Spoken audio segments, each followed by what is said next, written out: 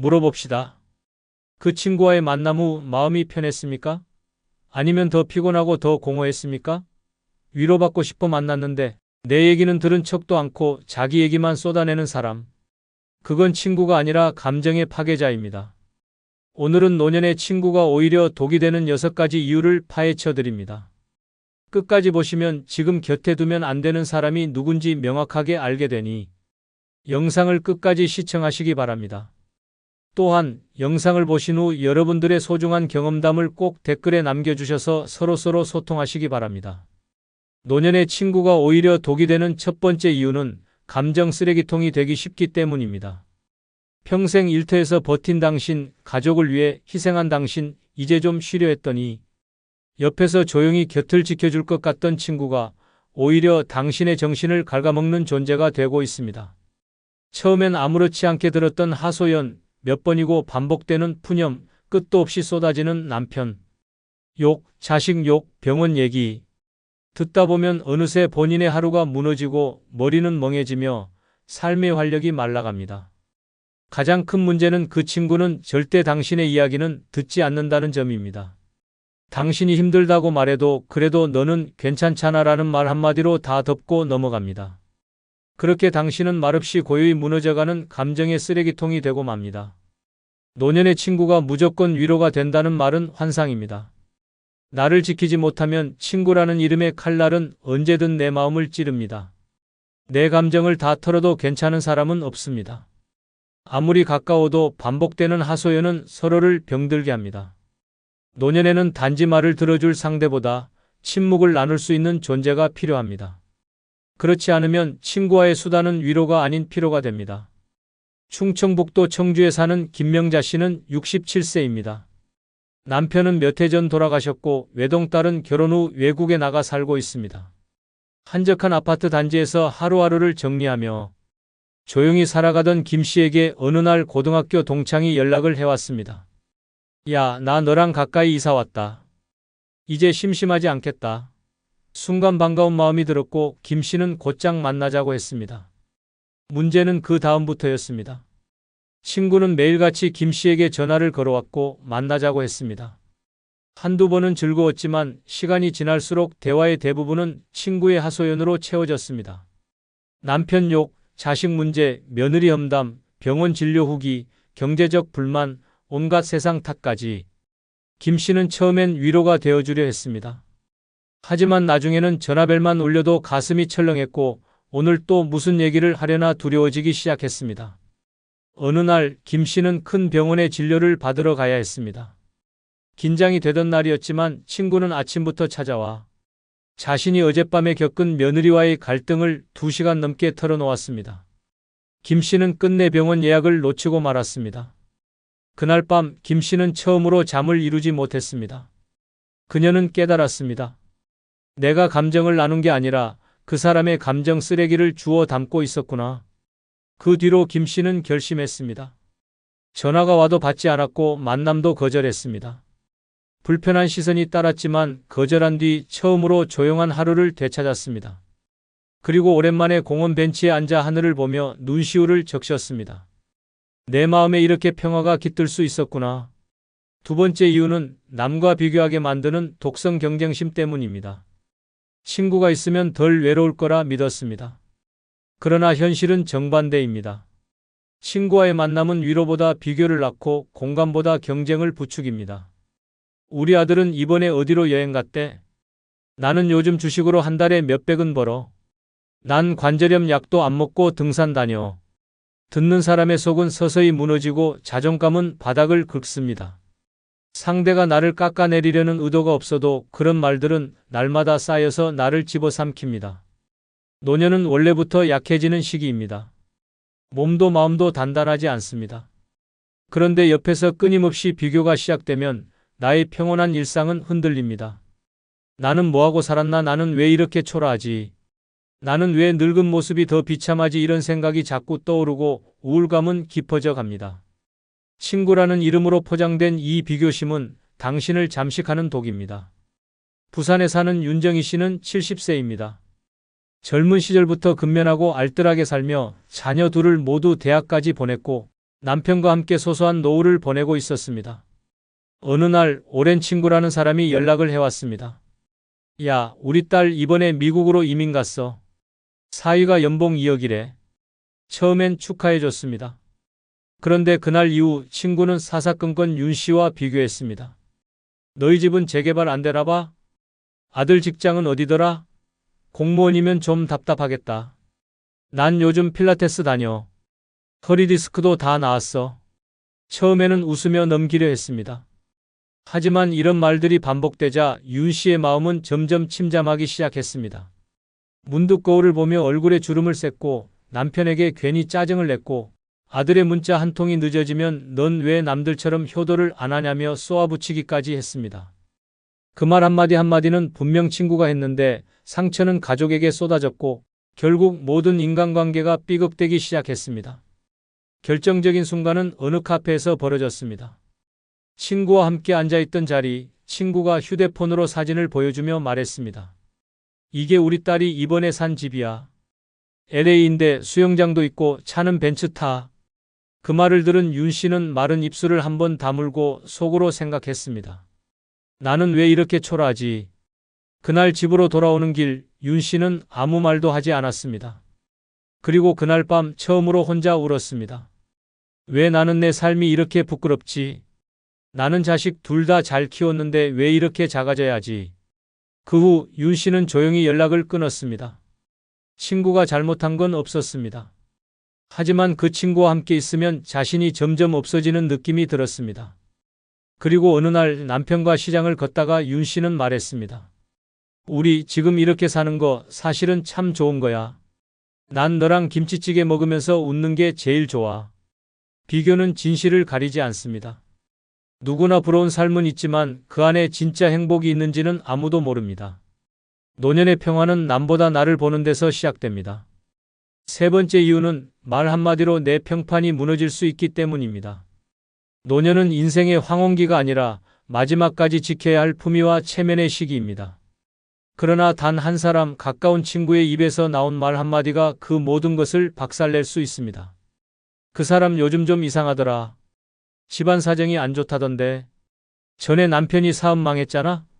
한마디 툭 던진 말은 소문이 되고 소문은 꼬리에 꼬리를 물고 왜곡되어 퍼지며 당신의 오랜 명예를 땅바닥에 내동댕이 칩니다. 더 무서운 건 그 친구는 나는 그냥 들은 얘기만 했을 뿐이야 라며 뒤로 빠진다는 사실입니다. 그러나 당신은 이미 동네에서 뒷말의 주인공이 되어 있고 낯선 시선에 상처받고 모임에서 점점 고립됩니다. 한번 잘못 붙은 낙인은 지워지지 않습니다. 아무리 오랜 친구라도 한순간에 뒷담화의 칼날로 돌변할 수 있다는 것을 알아야 합니다. 침묵 없는 입은 칼보다 날카롭고 친구의 혀는 가장 가까이에서 날아오는 화살입니다. 전라남도 목포에 사는 박정순 씨는 72세입니다. 젊은 시절 지역 병원에서 간호조무사로 30년 넘게 일했고 정년퇴직 후엔 조용히 텃밭 가꾸며 살고 있었습니다.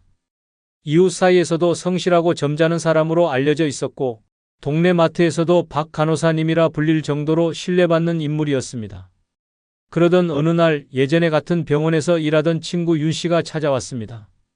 오랜만에 반가운 제였고 둘은 자주 만나게 됐습니다. 문제는 윤 씨가 지나치게 말을 많이 한다는 것이었습니다. 밥을 먹으면서도 커피를 마시면서도 항상 다른 사람 얘기를 했습니다. 걔 남편 바람난 거 몰랐지? 아들 유학 갔다더니 실패해서 돌아왔대. 박 씨는 처음엔 그냥 웃고 넘겼지만 마음 한켠이 불편해졌습니다. 그리고 어느 날 사소한 일이 발단이 됐습니다. 윤 씨가 박 씨의 집에 와서 우연히 전기요금 고지서를 본 것입니다. 금액이 예상보다 많이 나왔던 그 고지서를 보고는 윤 씨가 웃으며 말했습니다. 아니, 전기세가 왜 이렇게 많이 나왔어? 너 몰래 누구랑 살고 있는 거 아냐? 박 씨도 농담이라 웃어넘겼습니다. 하지만 문제는 그 다음부터였습니다. 며칠 후 마트에서 장을 보던 박 씨는 이상한 낌새를 느꼈습니다. 직원이 어색하게 웃고 이웃이 눈을 피하며 인사도 건네지 않았습니다. 나중에 들은 얘기로는 윤 씨가 마을버스에서 이런 말을 했다고 합니다. 박 간호사님 있잖아. 혼자 산다고 하더니 요즘 남자랑 같이 사는 것 같아. 전기요금이 장난 아니더라니까? 박 씨는 분노와 수치심에 말문이 막혔습니다. 남편과 사별한 후 혼자 고요히 살아온 시간들이 모욕당한 느낌이었습니다.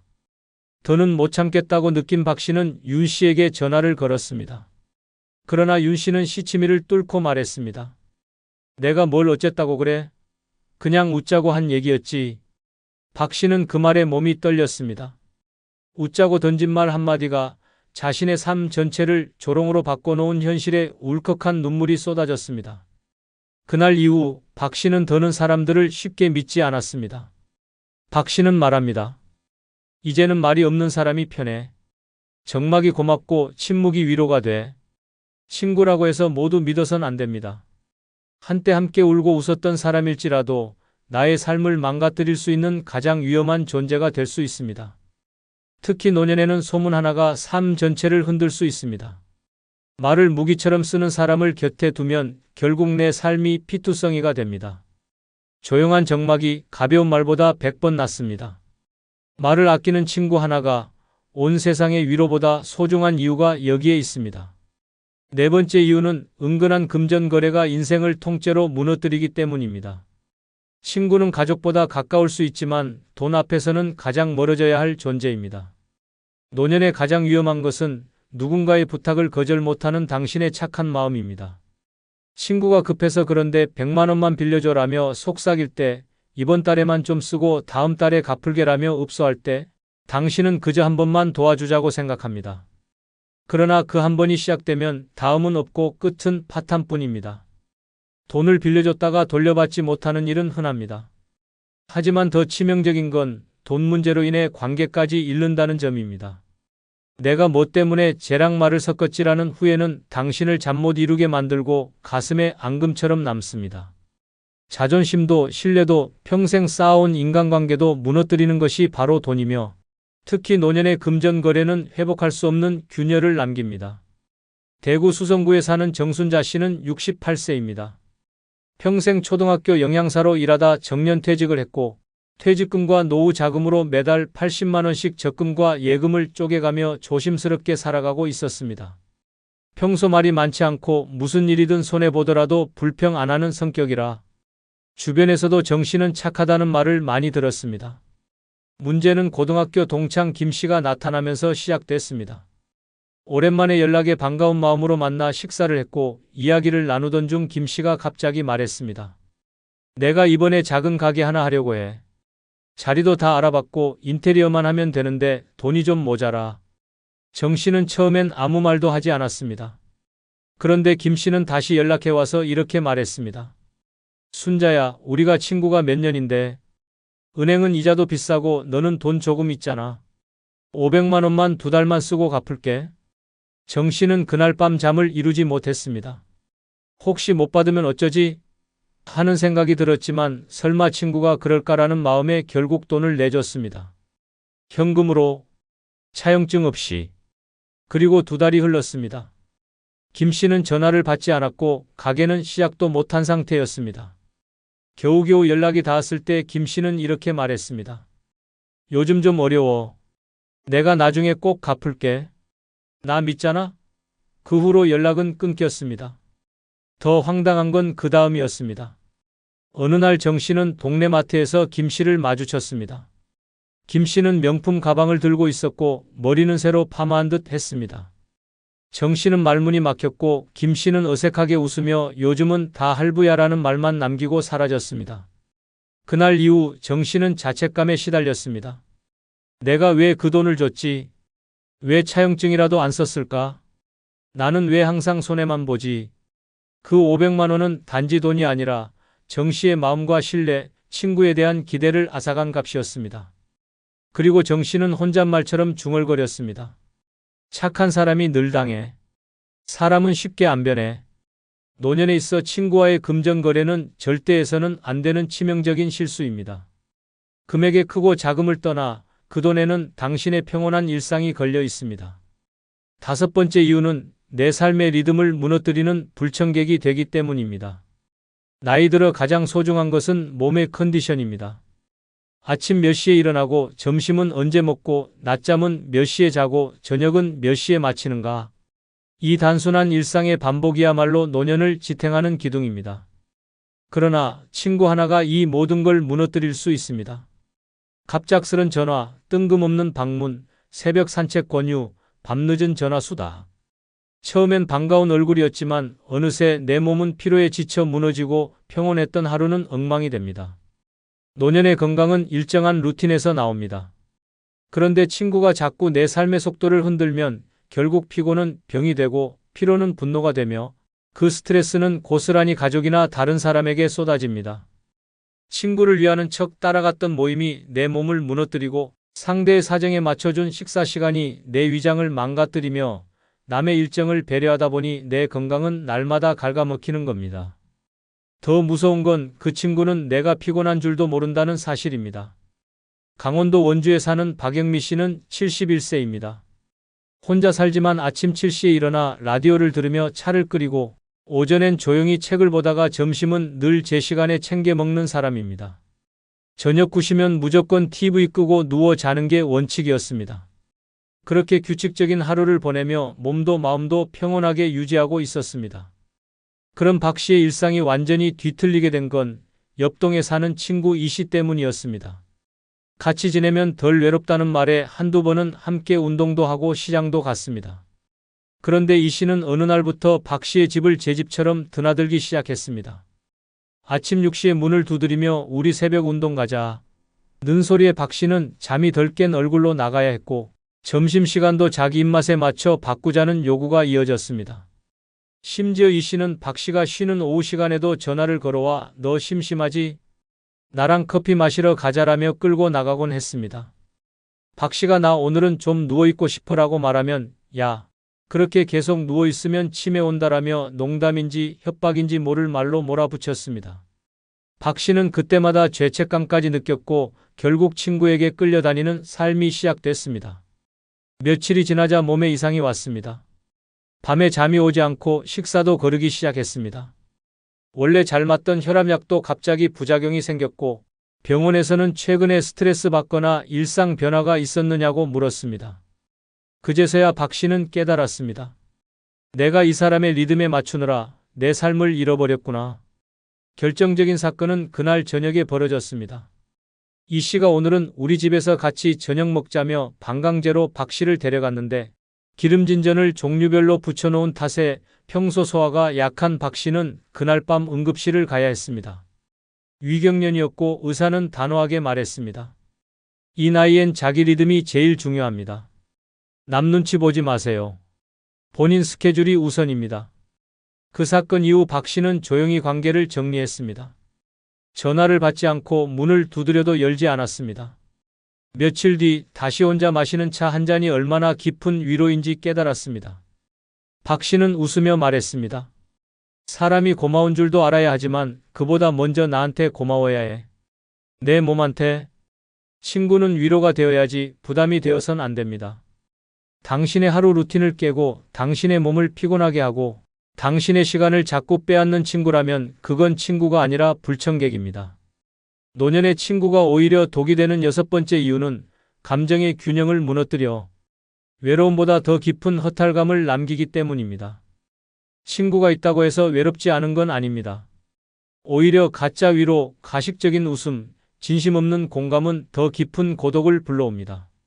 친구와 헤어진 뒤 더 외로워지는 순간이 있다면 그건 이미 경고입니다. 진짜 외로움은 혼자 있어서가 아니라 함께 있어도 공허할 때 찾아옵니다. 마음이 통하지 않는 사람과 마주 앉아 시간을 때우고 나면 돌아가는 길이 참담하고 허무합니다. 내가 무슨 말을 했는지도 기억 안 나고 뭘 얻었는지도 모르겠고 오히려 에너지만 쏙 빠져나가 있습니다. 특히 노년엔 공감 능력이 떨어지는 친구가 독입니다. 내 얘기엔 무관심하면서 자기 얘기만 반복하는 사람, 내가 힘들다고 하면 나는 더 힘들어라며 경쟁하듯 말하는 사람, 삶의 고단함을 나누기보단 자꾸 무시하거나 웃어넘기는 사람. 이런 친구는 위로가 아니라 정신적 피로감을 선사합니다.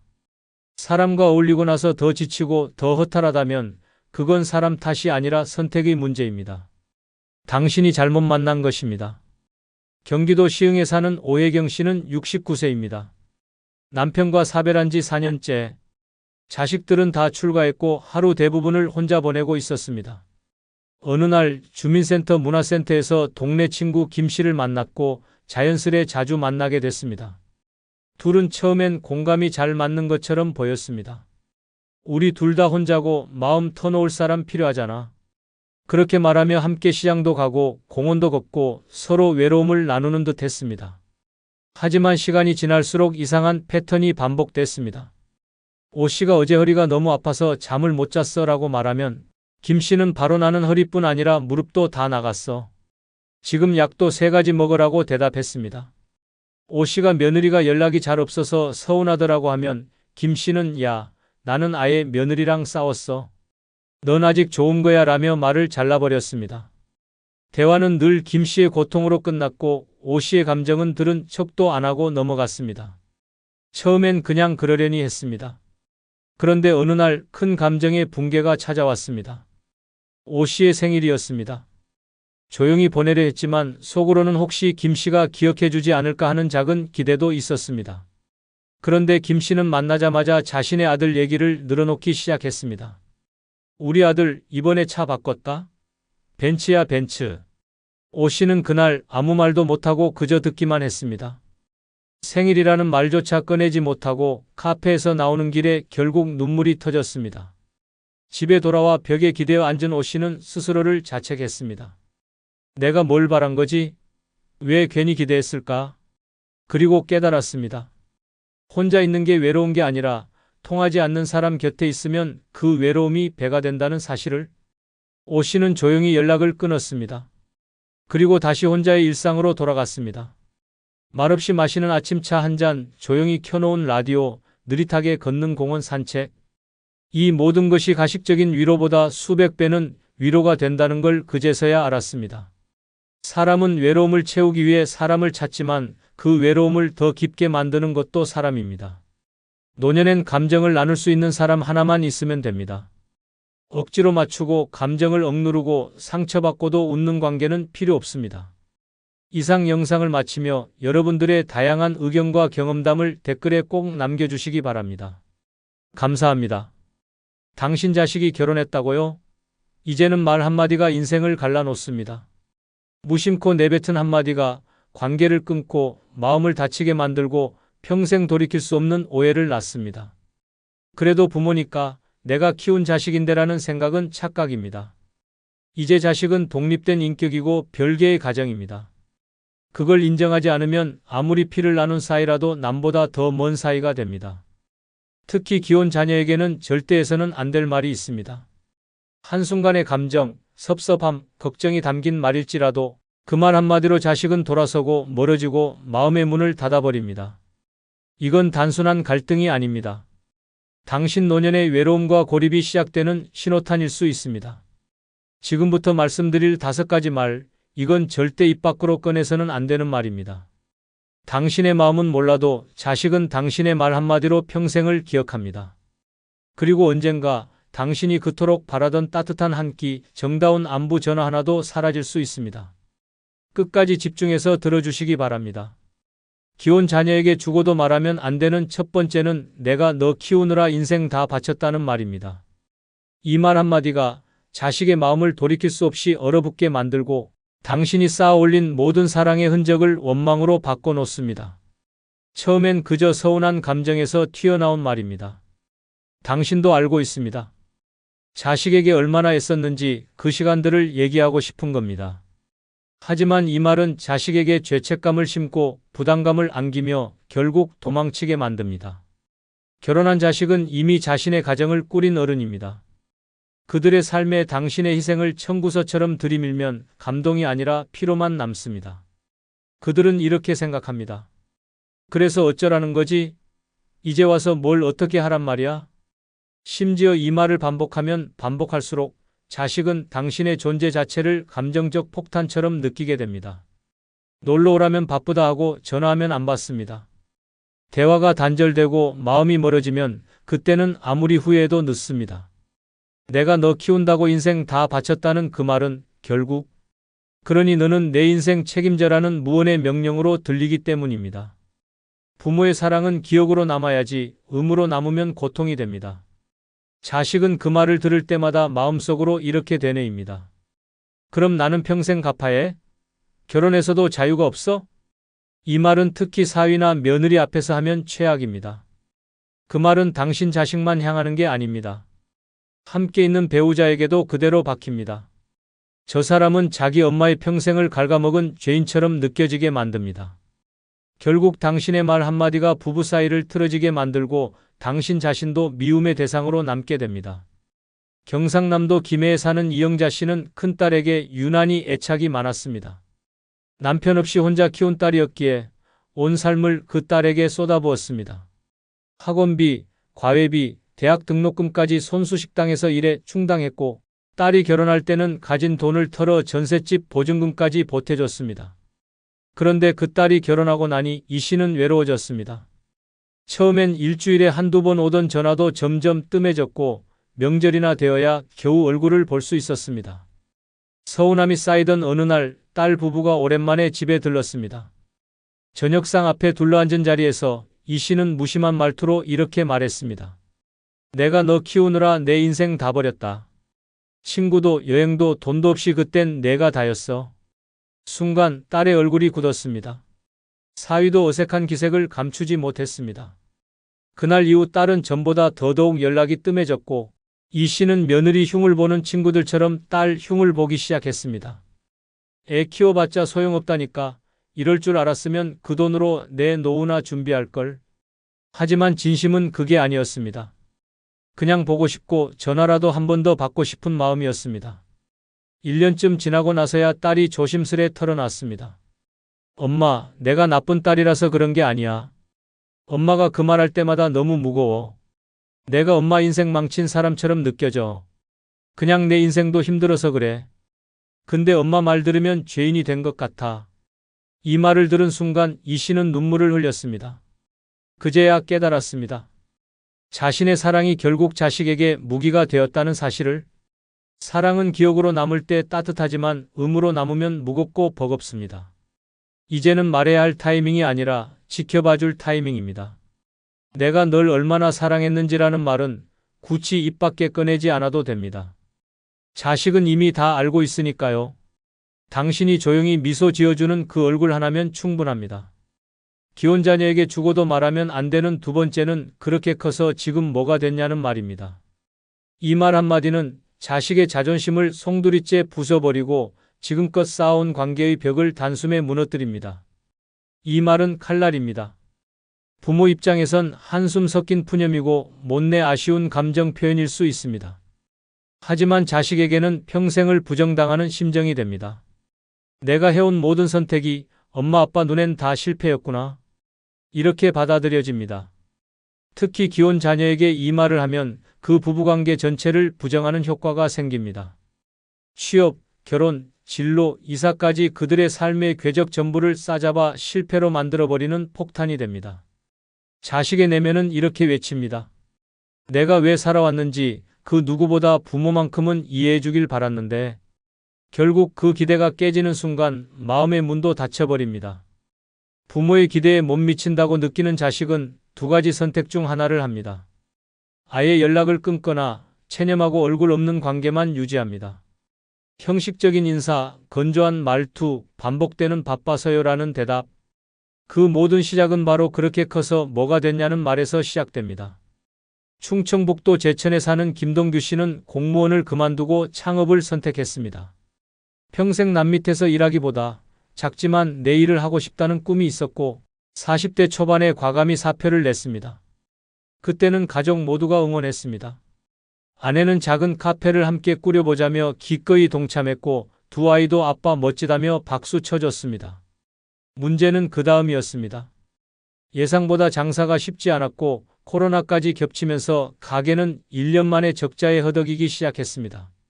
생활비는 빠듯했고 부부는 번갈아 알바까지 하며 겨우 버티고 있었습니다. 그 소식을 들은 김 씨 어머니는 속이 타들어갔습니다. 그러던 어느 날 김 씨 부부가 명절을 맞아 어머니 댁을 찾았습니다. 밥상 위에는 갈비찜과 나물이 정갈이 차려졌고 손주들은 웃으며 놀고 있었습니다. 그런데 김 씨가 방 안에서 휴대폰으로 뭔가 통화를 하며 걱정스러운 표정을 짓는 걸 본 어머니는 한숨을 내쉬며 말했습니다. 내가 너 공부시키느라 얼마나 고생했는지 너도 알지. 남들 다 안정적인 자리 잡고 잘 사는데 너는 그렇게 커서 뭐가 됐냐? 그 말이 떨어지자마자 식탁의 공기가 얼어붙었습니다. 며느리는 숟가락을 내려놓았고 김 씨는 아무 말 없이 고개를 숙였습니다. 그날 이후 김 씨는 명절에 집을 찾지 않았습니다. 처음엔 어머니가 전화를 해도 받지 않았고 나중엔 메시지만 단답으로 왔습니다. 심지어 손주 생일에도 얼굴을 비추지 않았습니다. 몇 달 뒤 작은 아들이 어머니에게 말했습니다. 형, 요즘 엄마 생각하면 심장이 철렁한데요. 자기가 그렇게 무시당했다는 생각에 아직도 밤마다 잠을 설친대요. 그제야 어머니는 그 말의 무게를 깨달았습니다. 자신은 걱정에 섞인 말 한마디였지만 아들의 삶 전체를 부정한 말이 되었다는 걸 말입니다. 그 후 어머니는 손편지를 써 내려갔습니다. 동규야, 엄마가 미안하다. 내가 뭘 하든 어떻게 살든 엄마한테는 그게 최고다. 내가 너한테 기대가 컸던 만큼 실망이 아니라 걱정이었단다. 하지만 그 말이 널 다치게 할 줄은 몰랐어. 정말 미안하다. 편지를 받고 한참을 울었다는 김 씨는 다음 명절 다시 어머니 집을 찾았습니다. 예전처럼 화기애애하진 않았지만 그날 식탁은 다시 따뜻해졌습니다. 말 한마디가 관계를 깨뜨리고 또 말 한마디가 관계를 회복시킵니다. 기혼 자녀에게는 그들이 선택한 삶을 존중해주는 말이 필요합니다. 삶의 모양이 달라도 부모의 사랑은 조건 없이 이어져야 합니다. 그렇게 커서 지금 뭐가 됐냐는 말 대신 이렇게 말해 보십시오. 나는 내가 살아가는 모습이 자랑스럽다. 그 한마디가 자식의 어깨를 다시 펴게 하고 당신의 마음을 다시 따뜻하게 해줄 것입니다. 기혼 자녀에게 죽어도 말하면 안 되는 세 번째는 내가 그 사람 반대하지 않았냐는 말입니다. 이 말 한마디가 자식의 가정을 송두리째 흔들고 부모와 자식의 마지막 신뢰마저 깨뜨립니다. 결혼한 자식에게 그 배우자를 향한 부정의 말은 칼로 가정의 중심을 찌르는 짓입니다. 과거에 반대했다는 걸 굳이 끄집어내는 이유가 무엇입니까? 그 말은 결국 지금 내가 불행한 건 내 말 안 들은 탓이라는 책임 전가입니다. 한마디로 그래서 내가 반대했잖아라는 복수의 선언입니다. 하지만 현실은 다릅니다. 그들은 지금 자기 인생을 살고 있습니다. 어떤 선택이었든 그 결과를 스스로 감당하고 함께 견디며 살아가고 있습니다. 그런 상황에서 과거의 반대를 들추면 자식은 두 가지 감정에 휘말립니다. 배우자에 대한 죄책감 그리고 부모에 대한 원망입니다. 그 순간 자식은 둘 중 하나를 선택해야만 합니다. 내 편은 도대체 누구야? 라는 고통 속에서 결국 멀어지는 건 부모입니다. 강원도 원주에 사는 정미영 씨는 아들이 결혼 전 직장 후배였던 여자와 사귄다는 사실을 알게 되었습니다. 첫 만남 자리에서부터 미영 씨는 반감을 가졌습니다. 왜 이렇게 말이 없지? 아들이랑 잘 어울리지 않는데 어디가 마음에 안 차? 결국 결혼을 반대했습니다. 너 좀 더 생각해봐라. 그 사람 너무 무뚝뚝하고 엄마 눈엔 별로다. 하지만 아들은 기어이 결혼을 강행했고 미영 씨는 마지못해 참석했습니다. 그 후 몇 년간 미영 씨는 표면적으로는 며느리를 받아들이는 척했지만 속마음은 달랐습니다. 그러던 어느 날 아들이 아이 양육 문제로 고민을 털어놨습니다. 엄마, 요즘 애 키우는 문제로 집에서 많이 다퉈. 서로 말도 잘 안 통해. 그 순간 미영 씨는 기회를 놓치지 않았습니다. 내가 뭐랬니? 내가 그 사람 반대하지 않았냐? 결국 엄마 말대로 되잖아. 그 성격으론 너 평생 고생할 줄 알았지. 그 말이 끝나기도 전에 아들은 정색하며 말했습니다. 엄마, 그 얘기는 이제 그만해. 엄마가 그 사람 싫어하는 거 내가 몰라서 못 사는 줄 아세요? 그리고 다음 날 아들은 아예 전화를 끊었습니다. 며느리는 더 이상 시댁에 오지 않았고 손주는 얼굴조차 보이질 않았습니다. 명절이 되어도 오지 않았고 생일에도 문자 한 통 오지 않았습니다. 몇 달 뒤 미영 씨는 동네 시장에서 우연히 며느리 친구를 만났습니다. 그 친구가 한 말은 이랬습니다. 형님이 결혼할 때 어머님 반대 심했잖아요. 그거 며느리가 지금도 상처로 갖고 있대요. 자기가 아무리 노력해도 어머니 눈엔 평생 틀린 사람일 것 같다고요. 그 말을 들은 미영 씨는 집에 돌아와 밤새 울었습니다. 자신은 며느리보다 아들이 더 중요했기에 한 말이었지만 그 말이 결국 아들과 며느리 모두에게 상처를 줬다는 걸 뒤늦게 깨달았습니다. 그 후 미영 씨는 아들에게 조심스럽게 전화를 걸어 말했습니다. 엄마가 틀렸어. 그땐 그냥 엄마 눈에만 안 찬 거였지 너한테 소중한 사람이란 걸 몰랐어. 지금은 그 사람 덕분에 내가 잘 살아가는 것도 알아. 그 사람 엄마한텐 정말 고마운 며느리야. 그 전화 이후 아들은 처음으로 웃으며 말했습니다. 고마워요. 엄마가 그 말 해줘서 정말 고마워요. 말은 기억보다 오래 남습니다. 특히 결혼 상대를 부정하는 말은 자식의 인생을 부정하는 것이 됩니다. 기혼 자녀에게는 그들의 선택을 인정하고 지지해주는 한마디가 더 큰 힘이 됩니다. 내가 그 사람 반대하지 않았냐는 말 대신 지금 너희가 함께 버텨주는 모습이 참 대견하다고 말해보십시오. 그 말 한마디가 자식의 가정을 지켜주고 당신의 노년을 따뜻하게 만들어줄 것입니다. 기혼 자녀에게 죽어도 말하면 안 되는 네 번째는 그렇게 키워서 애가 뭐가 되겠냐는 말입니다. 이 말은 부모의 눈엔 충고처럼 들릴지 몰라도 자식에게는 전면전 선포로 들리는 말입니다. 손주는 예쁩니다. 하지만 그 손주를 키우는 사람은 더 이상 내 아들, 내 딸이 아니라 누군가의 부모입니다. 그런데 그들의 교육 방식에 대해 시시콜콜 간섭하고 험담하고 정답을 내려주는 순간, 그 순간부터 당신은 할머니가 아니라 감나라 대추나라 하는 꼰대가 됩니다. 특히 이런 말은 치명적입니다. 애한테 그렇게 야단치면 정 떨어져. 스마트폰 그만 보여줘야지 벌써부터 눈 나빠진다. 옛날엔 다 밖에서 뛰어놀았지 저건 사람 망쳐. 말은 다 옳을 수 있습니다. 하지만 자식은 이렇게 받아들입니다. 결국 우리 키우는 방식은 틀렸단 얘기지 엄마는 늘 지적만 해. 그리고 그때부터 마음의 문은 닫힙니다. 더 무서운 건 그 말이 배우자 귀에 들어가는 순간입니다.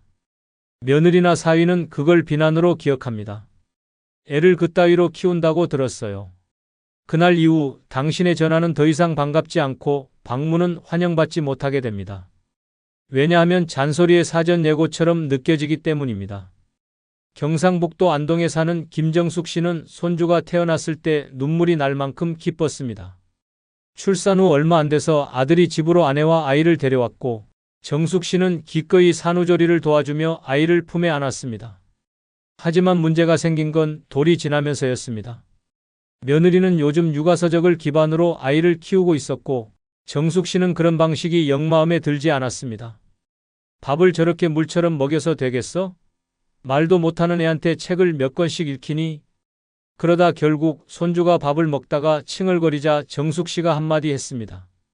얘는 하도 말만 듣고 자라서 정서가 메말라가는 것 같아. 그렇게 키워서 뭐가 되겠니? 그 말에 며느리의 얼굴이 굳었습니다. 잠시 후 며느리는 방으로 들어갔고 아들은 조용히 나와 말했습니다. 엄마, 부탁인데 교육 문제는 우리가 알아서 할게요. 엄마 방식이 틀렸다는 게 아니라 우리도 우리 방식이 있는 거예요. 그날 이후 며느리는 집에 잘 오지 않았고 손주 얼굴 보기가 점점 어려워졌습니다. 정숙 씨는 억울했습니다. 내가 틀린 말 했나? 저렇게 키워서 애가 건강하게 자라겠냐고. 그러다 어느 날 정숙 씨는 친구들과의 식사 자리에서 비슷한 얘기를 꺼냈습니다. 그 자리에 있던 한 친구가 말했습니다. 정숙아, 우리 나이에 애 키우는 방식은 바뀐 지 오래야. 우리는 그저 옆에서 웃어주고 예뻐해주고 도와주면 되는 거지 평가하면 안 돼. 자식들도 자존심이 있고 나름대로 공부한 게 있어. 우린 조용히 믿어주는 게 효도야. 그 말을 듣고 돌아오는 길 정숙 씨는 문득 아들의 얼굴이 떠올랐습니다. 늘 자신을 존중하던 그 따뜻한 눈빛이 그날 이후 서운함으로 닫혀버린 걸 이제야 깨달았습니다. 며칠 뒤 정숙 씨는 아들에게 문자를 보냈습니다. 내가 그날 괜한 말을 한 것 같다. 니네가 얼마나 고민하며 키우는지도 알고 있어. 엄마는 그저 예뻐서 그런 거였어. 앞으론 내가 정한 방식 믿고 난 그저 손주 예뻐하기만 할게. 그 다음 주 며느리가 오랜만에 손주와 함께 집을 찾았습니다. 손주는 정숙 씨 품에 안겨 웃었고 며느리는 조용히 말했습니다. 어머니 말 감사합니다. 저도 부족하단 거 알아요. 그래도 믿어주셔서 더 힘이 나요. 기혼 자녀에게는 그렇게 키워서 뭐가 되겠냐는 말보다 내가 정말 잘하고 있어. 참 멋지다는 격려가 더 큰 힘이 됩니다.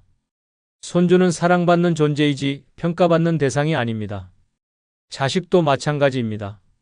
부모는 언제나 든든한 울타리여야 합니다. 그 말 한마디가 당신을 진짜 존경받는 부모로 남게 만들어줍니다. 기혼 자녀에게 죽어도 말하면 안 되는 다섯 번째는 니네 중 누구한테 상속할지 고민 중이다는 말입니다. 이 말은 가족이라는 울타리에 불씨 하나를 떨어뜨리는 말이며 자식들 사이를 질투와 탐욕으로 얼룩지게 만드는 가장 위험한 독약입니다. 부모는 단순히 나는 공평하게 해줄 생각이야. 그래도 너희 중 한 명은 좀 더 챙겨야 하지 않겠니? 같은 말로 시작했을지 모릅니다. 하지만 자식들 귀엔 이렇게 들립니다. 이 집안은 이제 유산 전쟁터구나. 내가 잘 보여야 뭘 하나 더 받겠구나. 그 순간부터 자식은 사랑을 얻기 위해 행동하지 않고 몫을 챙기기 위해 계산하기 시작합니다. 형제자매 사이엔 미묘한 긴장이 흐르고 부모의 한마디, 손길 하나에도 의미를 부여하며 민감해집니다. 엄마는 요즘 왜 언니 집에만 자주 가시지? 전화는 왜 형한테만 먼저 하시지? 그 순간부터 가족은 피부치가 아니라 경쟁자가 됩니다. 이 말이 가장 위험한 이유는 부모가 생존해 있는 동안부터 자식들 마음속에 욕심이라는 씨앗을 심기 때문입니다. 그리고 그 욕심은 시간이 갈수록 자랍니다. 부모가 살아있어도 자식들의 머릿속엔 이미 재산을 놓고 미리 나누는 계산이 굴러갑니다. 그건 자식이 나빠서가 아닙니다. 부모가 먼저 그 생각을 꺼냈기 때문입니다. 충청남도 공주에 사는 박명자 씨는 30년 넘게 남편과 함께 운영한 한식당을 팔고 노후를 위해 전셋집 하나와 예금 1억 원을 남겼습니다. 자식은 딸 둘, 아들 하나. 명자 씨는 가끔 이 말을 꺼내곤 했습니다. 그래도 우리 집은 장남이니까 아빠가 돌아가시면 집은 아들한테 줄까 해. 딸들도 뭐 잘 살잖아. 대신 내가 죽기 전에 다 정리해두고 싶긴 해.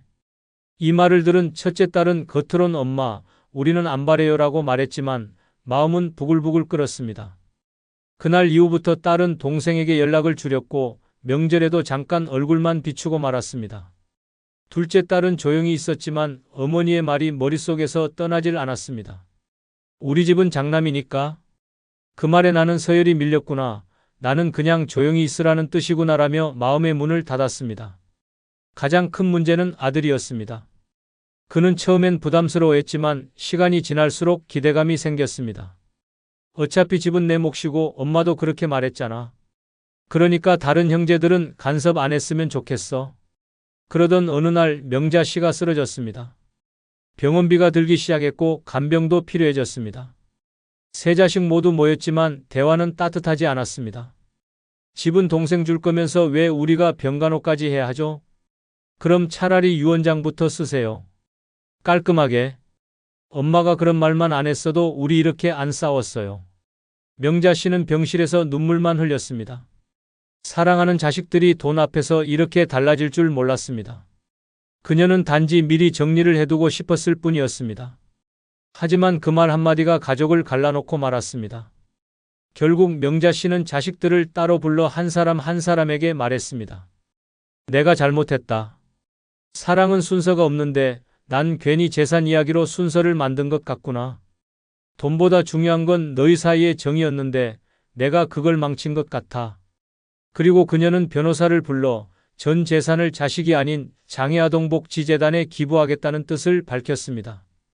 자식들은 놀랐고 동시에 마음이 무너졌습니다. 그제야 깨달았습니다. 가장 소중한 유산은 집도 돈도 아닌 함께 웃을 수 있는 가족이라는 것을. 기혼 자녀에게는 누구한테 상속할지 고민이다는 말보다 너희가 서로 잘 지내는 모습이 내가 남긴 최고의 유산이라는 말이 필요합니다. 재산은 나눌수록 줄어들지만 사랑은 나눌수록 커집니다. 말 한마디가 유산보다 더 큰 가치를 남깁니다. 그리고 그 말이 당신의 이름을 아름답게 기억하게 만듭니다. 감사합니다. 어릴 땐 친구가 많을수록 좋았고 중년엔 인맥이 자산이라 여겼습니다. 하지만 노년엔 다릅니다. 많을수록 불편하고 복잡할수록 상처받습니다. 내가 잘 나갈 땐 몰려들고 내가 외로워질 땐 조용히 사라지는 인연들. 그걸 붙들고 있는 건 미련입니다. 이젠 선택해야 할 때입니다. 사람보다 나를 먼저 챙기고 인연보다 나를 덜 아프게 하는 삶을 살아야 합니다. 오늘은 노년에 쓸데없는 인연 다 끊고 홀로 사는 게 최고인 6가지 이유를 주제로 후회 없는 인생 후반전을 위한 진짜 전략을 알려드립니다. 솔직히 말해보겠습니다. 노년에는 혼자가 편합니다. 누구 눈치 보지 않아도 되고, 누구에게 맞추지 않아도 되고, 누구를 실망시킬 걱정도 없습니다. 오늘은 많은 분들이 깨닫지 못하고 있는 진실, 노년에 쓸데없는 인연 다 끊고 홀로 사는 게 최고인 6가지 이유에 대해 이야기해보려 합니다. 끝까지 보시면 분명 공감하실 겁니다. 구독과 좋아요는 큰 힘이 됩니다. 노년에 쓸데없는 인연 다 끊고 혼자 사는 게 최고인 첫 번째 이유는 바로 얽히고 설킨 관계에 휘둘리지 않기 때문입니다. 사람과 사람 사이의 인연은 따뜻함도 되지만 나이 들어선 족쇄가 되기도 합니다. 내가 편하자고 맺은 관계였지만 어느새 그 사람 눈치 보며 사는 인생이 됩니다. 말 한마디에 눈치 보고 약속 하나에 얽매이고 상대 기분에 따라 내 하루가 흔들리는 삶은 더 이상 인생이 아니라 감정의 감옥입니다. 친하다는 이유로 거절도 못하고 오래 알았다는 이유로 끊지도 못하며 평생 참는 관계로 살아가는 사람들이 있습니다. 하지만 정작 그들이 당신을 그렇게까지 아껴줄까요? 나이 들어 아프고 힘들어지면 언제 그랬냐는 듯 하나둘 사라집니다. 그제야 깨닫게 됩니다. 내가 그토록 애써 유지한 인연이 사실은 나를 불편하게 만들던 굴레였다는 걸. 특히 노년엔 그 인연들이 더 버겁습니다. 모임에 얽히고 전화에 끌려다니고 남의 부탁에 시간을 내주다 보면 정작 내 삶은 텅 비어갑니다. 피곤하다는 말도 못하고 혼자 있고 싶다는 마음도 얘기하지 못한 채 결국은 남을 위해 사는 하루가 반복됩니다. 진짜 자유는 관계를 줄이는 데서 시작됩니다. 끊는 순간 마음이 가벼워지고 혼자가 되어야 비로소 숨통이 트입니다. 이제는 누구를 만날까 보다 누구를 끊을까를 고민해야 합니다. 미련 때문에 붙잡고 있는 인연일수록, 당신을 갉아먹고 오래됐다는 이유로 유지하는 관계일수록 당신을 지치게 만듭니다. 내가 불편한 관계라면 아무리 오래된 인연이라 해도 과감히 놓아야 합니다. 남에게 휘둘리는 인생은 이제 끝내야 합니다. 경기도 평택에 사는 박희숙 씨는 60대 중반까지 동창 모임, 친지 모임, 자원봉사 모임 등 수많은 인간관계 속에서 살았습니다. 처음엔 사람은 있어야 한다는 생각으로 억지로 참석하고 전화 오면 반갑지 않아도 웃으며 받았습니다. 하지만 시간이 지날수록 그 관계들이 짐이 되어갔습니다. 어는 늘 본인 얘기만 했고 비는 만나면 돈 얘기뿐이었고 쉬는 남 험담으로 시간을 채웠습니다. 그들 중 누구도 박 씨의 마음을 진짜 들여다봐주진 않았습니다. 결정적인 날은 남편이 병원에 입원해 며칠간 돌보느라 모임에 불참한 날이었습니다. 단체 채팅방엔 요즘 왜 이렇게 빠지시냐, 이러다 우리랑 멀어지겠다는 말이 올라왔고 심지어 뒤에서 남편 핑계대고 혼자 살림하느라 바쁜 거 아니냐는 험담까지 들렸습니다. 박 씨는 충격에 휩싸였습니다. 그래서 조용히 채팅방을 나왔고 전화번호부도 정리했습니다. 처음엔 무섭고 허전했지만 놀랍게도 시간이 지나자 마음이 편안해졌습니다. 지금 박 씨는 조용한 삶을 살고 있습니다. 아침마다 라디오를 틀고 혼자 시장을 다니며 책을 읽고 커피를 마시는 소소한 하루가 너무도 소중하다고 말합니다. 그는 말합니다. 내가 원해서 맺은 인연들이었지만 결국 내 마음을 병들게 한 것도 그 인연들이었어요. 지금은요, 누굴 기다리지 않아도 되고 누굴 맞춰줄 필요도 없으니 하루가 얼마나 편한지 몰라요. 노년의 평화는 누가 곁에 있는지보다 누구에게 휘둘리지 않느냐에 달려 있습니다. 얽히고 설킨 관계 속에서 나를 지우며 살아가지 마십시오. 혼자가 불행이 아니라 진짜 나답게 사는 출발입니다. 늦지 않았습니다. 지금이라도 당신을 짓누르던 인연을 끊어내고 진짜 편안한 하루를 되찾으십시오. 그것이 바로 당신이 누릴 수 있는 최고의 자유입니다. 두 번째 이유는 바로 내 방식대로 살 수 있기 때문입니다. 평생 누군가에게 맞춰 살아왔습니다.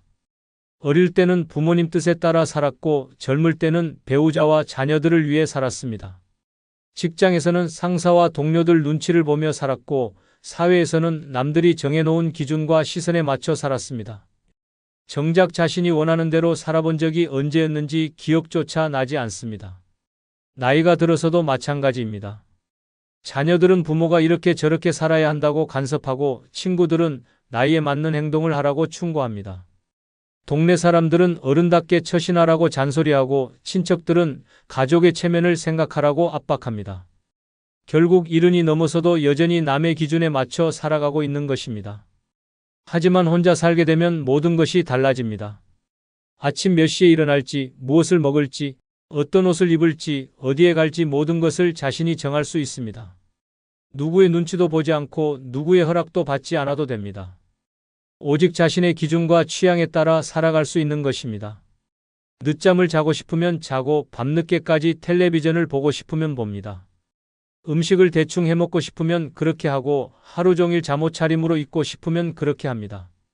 갑자기 여행을 떠나고 싶으면 떠나고 새로운 취미를 시작하고 싶으면 시작합니다. 이 모든 것들이 오직 자신의 의지에 달려 있습니다.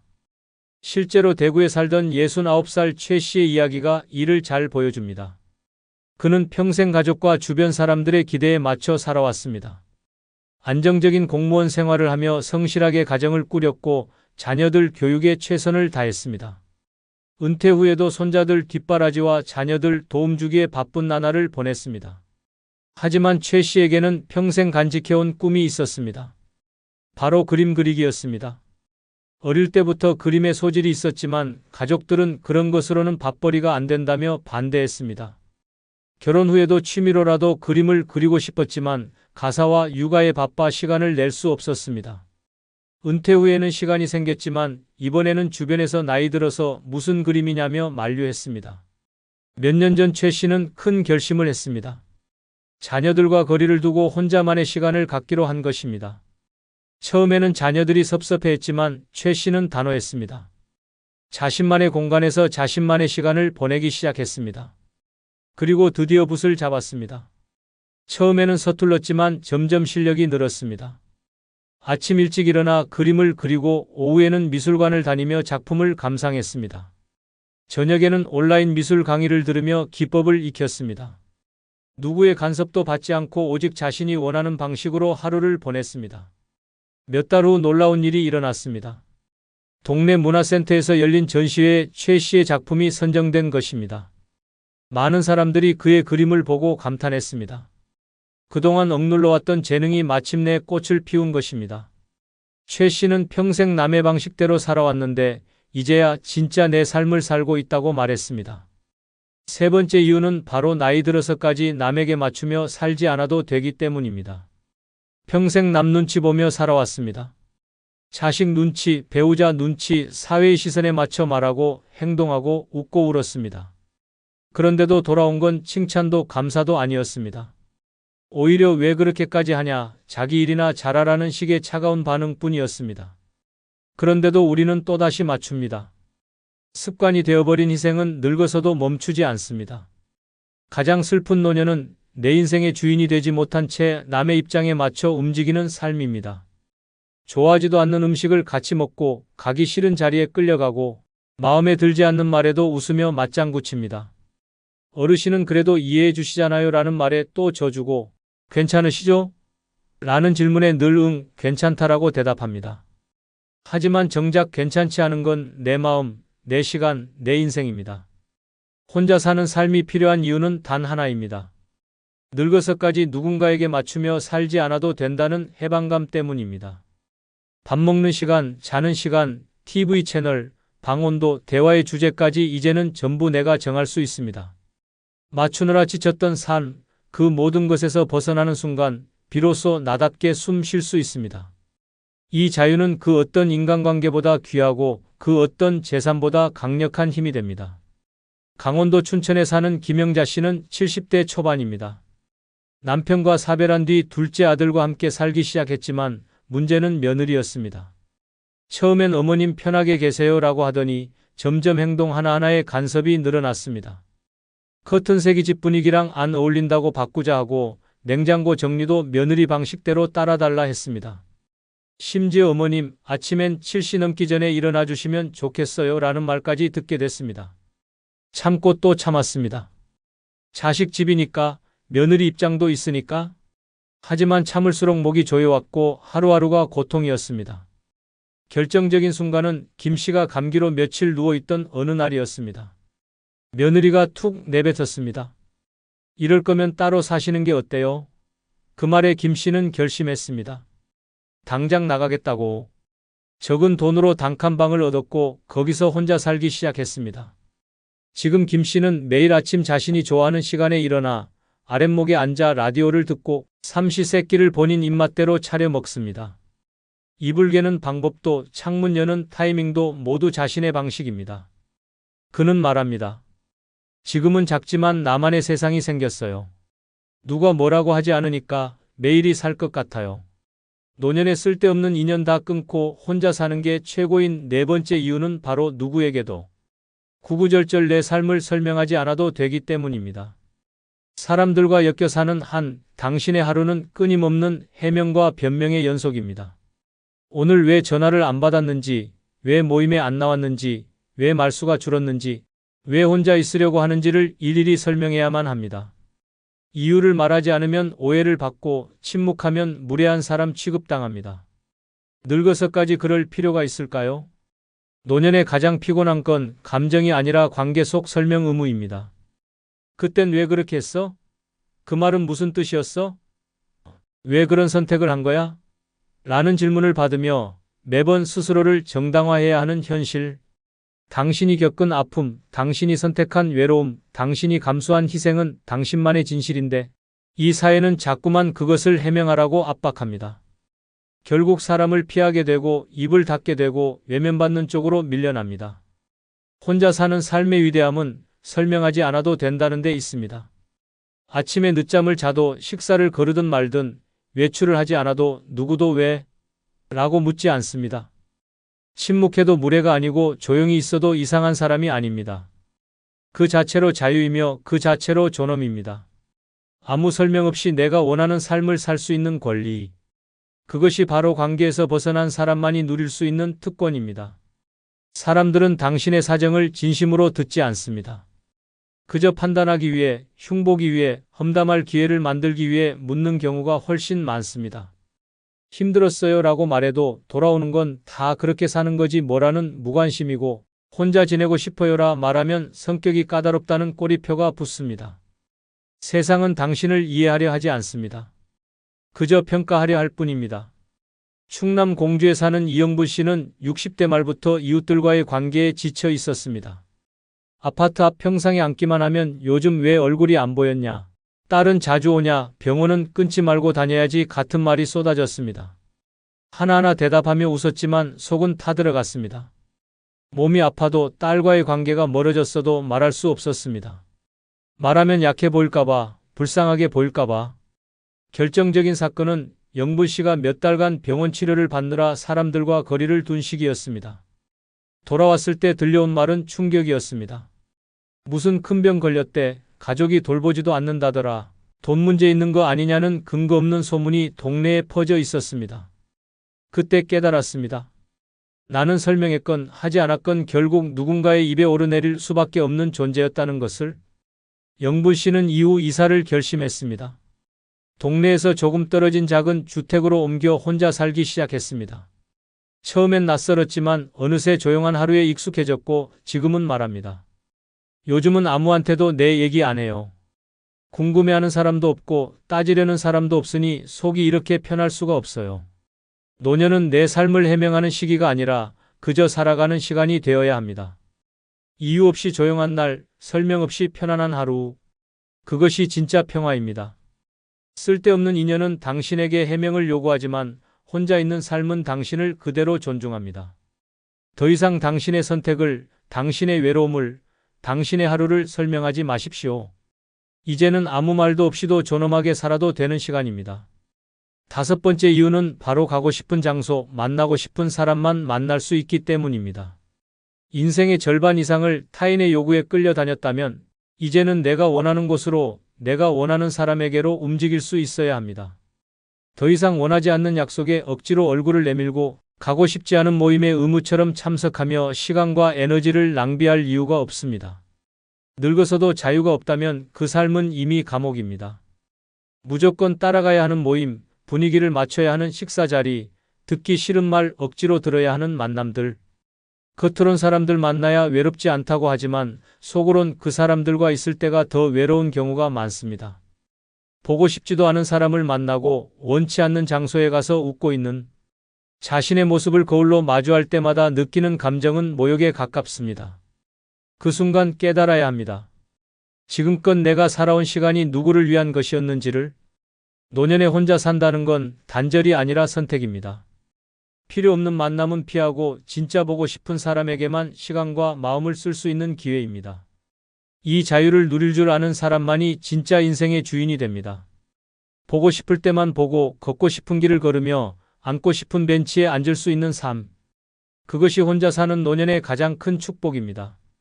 더 이상 나도 가야 하지 않을까라는 불안감에 이끌려 외출할 필요 없습니다. 그 사람 기분 상할까봐를 핑계로 억지로 만날 필요도 없습니다. 진짜 중요한 건 내 기분이 상하지 않는 삶입니다. 나를 지치게 만드는 만남은 과감히 끊어내고 나를 살아나게 만드는 장소만 찾아가야 합니다. 그래야 삶이 회복됩니다. 그래야 늙어서도 빛이 납니다. 인천 남동구에 사는 유영자 씨는 60대 중반까지 동네 모임, 고교 동창회, 가족, 신지 행사에 빠짐없이 참석했습니다. 한 달에도 몇 번씩 가기 싫은 약속을 소화하면서도 나만 빠지면 이상할까봐라는 생각에 몸을 이끌었습니다. 문제는 그 모임들이 전혀 즐겁지 않았다는 점입니다. 술 마시고 남 욕하고 자식 자랑 늘어놓는 자리에 앉아 있을 때마다 자신이 아무런 의미 없이 소모되고 있다는 기분에 휩싸였습니다. 결정적인 계기는 친척의 환갑잔치에서 벌어졌습니다. 오랜만에 만난 사촌이 던진 한마디. 어머, 언니는 요즘도 혼자 돌아다니고 그래? 외롭겠네. 그 순간 유 씨는 깨달았습니다. 이 자리에서 나를 보는 시선은 애정도 배려도 아닌 호기심과 평가뿐이라는 걸. 그날 이후 그는 단 하나의 모임도 나가지 않았습니다. 지금 유 씨는 자신이 가고 싶은 장소에만 갑니다. 꽃시장, 동네 도서관, 한강공원. 혼자 다니는 버스 여행도 즐기고 우연히 만난 사람들과 짧은 대화를 나누며 삶을 느낍니다. 그는 말합니다. 보고 싶지 않은 사람 안 만나고 가기 싫은데 안 가니까 이상하게 삶이 풍요로워졌어요. 시간도 마음도 전부 내 거예요. 인생의 후반전, 당신이 진짜 보고 싶은 사람, 당신이 진짜 가고 싶은 곳. 그것을 선택할 수 있는 자유야말로 노년에 누릴 수 있는 가장 큰 선물입니다. 노년에 쓸데없는 인연 다 끊고 혼자 사는 게 최고인 6번째 이유는 바로 다른 사람의 말에 상처 입을 일이 없기 때문입니다. 나이가 들면 마음도 단단해질 줄 알았지만 현실은 그렇지 않습니다. 오히려 늙을수록 말 한마디에 더 상처받고 한숨 섞인 시선에 더 깊이 무너집니다. 그 나이에 그게 되겠어? 왜 아직도 혼자야? 자식들은 뭐 하고 있는 거야? 같은 말은 칼보다 날카롭고 흉터보다 오래갑니다. 말은 공기 중에 흩어지지만 그 말이 꽂힌 사람의 마음속에는 평생 지워지지 않는 흠집이 됩니다. 특히 가까운 사람일수록 오래된 관계일수록 그 말은 더 깊은 독이 됩니다. 상대는 아무렇지도 않게 말했지만 당신은 밤잠을 설칩니다. 단순한 조언처럼 들렸지만 실은 무시였고 걱정인 척 다가왔지만 결국 비난이었습니다. 그런 말 앞에서 우리는 해명도 못하고 억울함만 삼킨 채 조용히 웃어야 했습니다. 관계를 끊는다는 건 단순히 사람을 정리하는 게 아닙니다. 그들이 쏟아내는 상처의 언어로부터 나를 지켜내는 일입니다. 혼자 있으면 외로울 수는 있어도 더 이상 누군가의 말에 무너지진 않습니다. 더 이상 사소한 말 한 줄에 마음이 뒤틀리고 조롱 섞인 농담에 가슴이 조여오지 않습니다. 침묵은 때때로 가장 위대한 방어막이 되고 고요는 가장 따뜻한 위로가 됩니다. 무엇보다 나이 들어 듣는 말은 대부분 칭찬이 아니라 간섭이고 위로가 아니라 비교입니다. 자식 자랑, 남편 자랑, 여행 자랑, 연금 자랑에 뒤섞인 말들은 당신의 자존심을 조용히 갉아먹습니다. 그런데도 웃어야 하고 맞장구 쳐야 하고 나도 괜찮다고 말해야 합니다. 그 피곤한 연기를 벗어던지는 순간 진짜 나다운 삶이 시작됩니다. 서울 동작구에 사는 조미자 씨는 오래된 지인들과 매달 한 번씩 만나 점심을 함께 해왔습니다. 하지만 만남의 주제는 항상 같았습니다. 누가 아파트를 샀고 누가 외국에 다녀왔고 누가 손주를 하버드에 보냈는지. 미자 씨는 그 자리에 앉아 있는 것만으로도 숨이 막혔습니다. 자신은 말할 것이 없었습니다.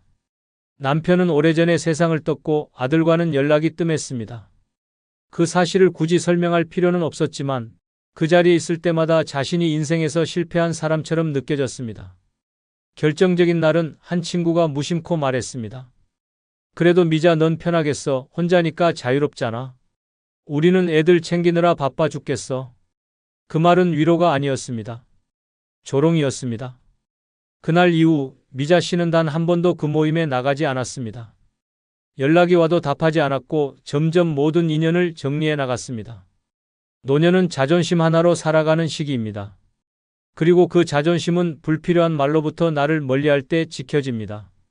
관계 속 말의 칼날에 매번 베이느니 차라리 침묵 속에 나를 두는 것이 100배 낫습니다.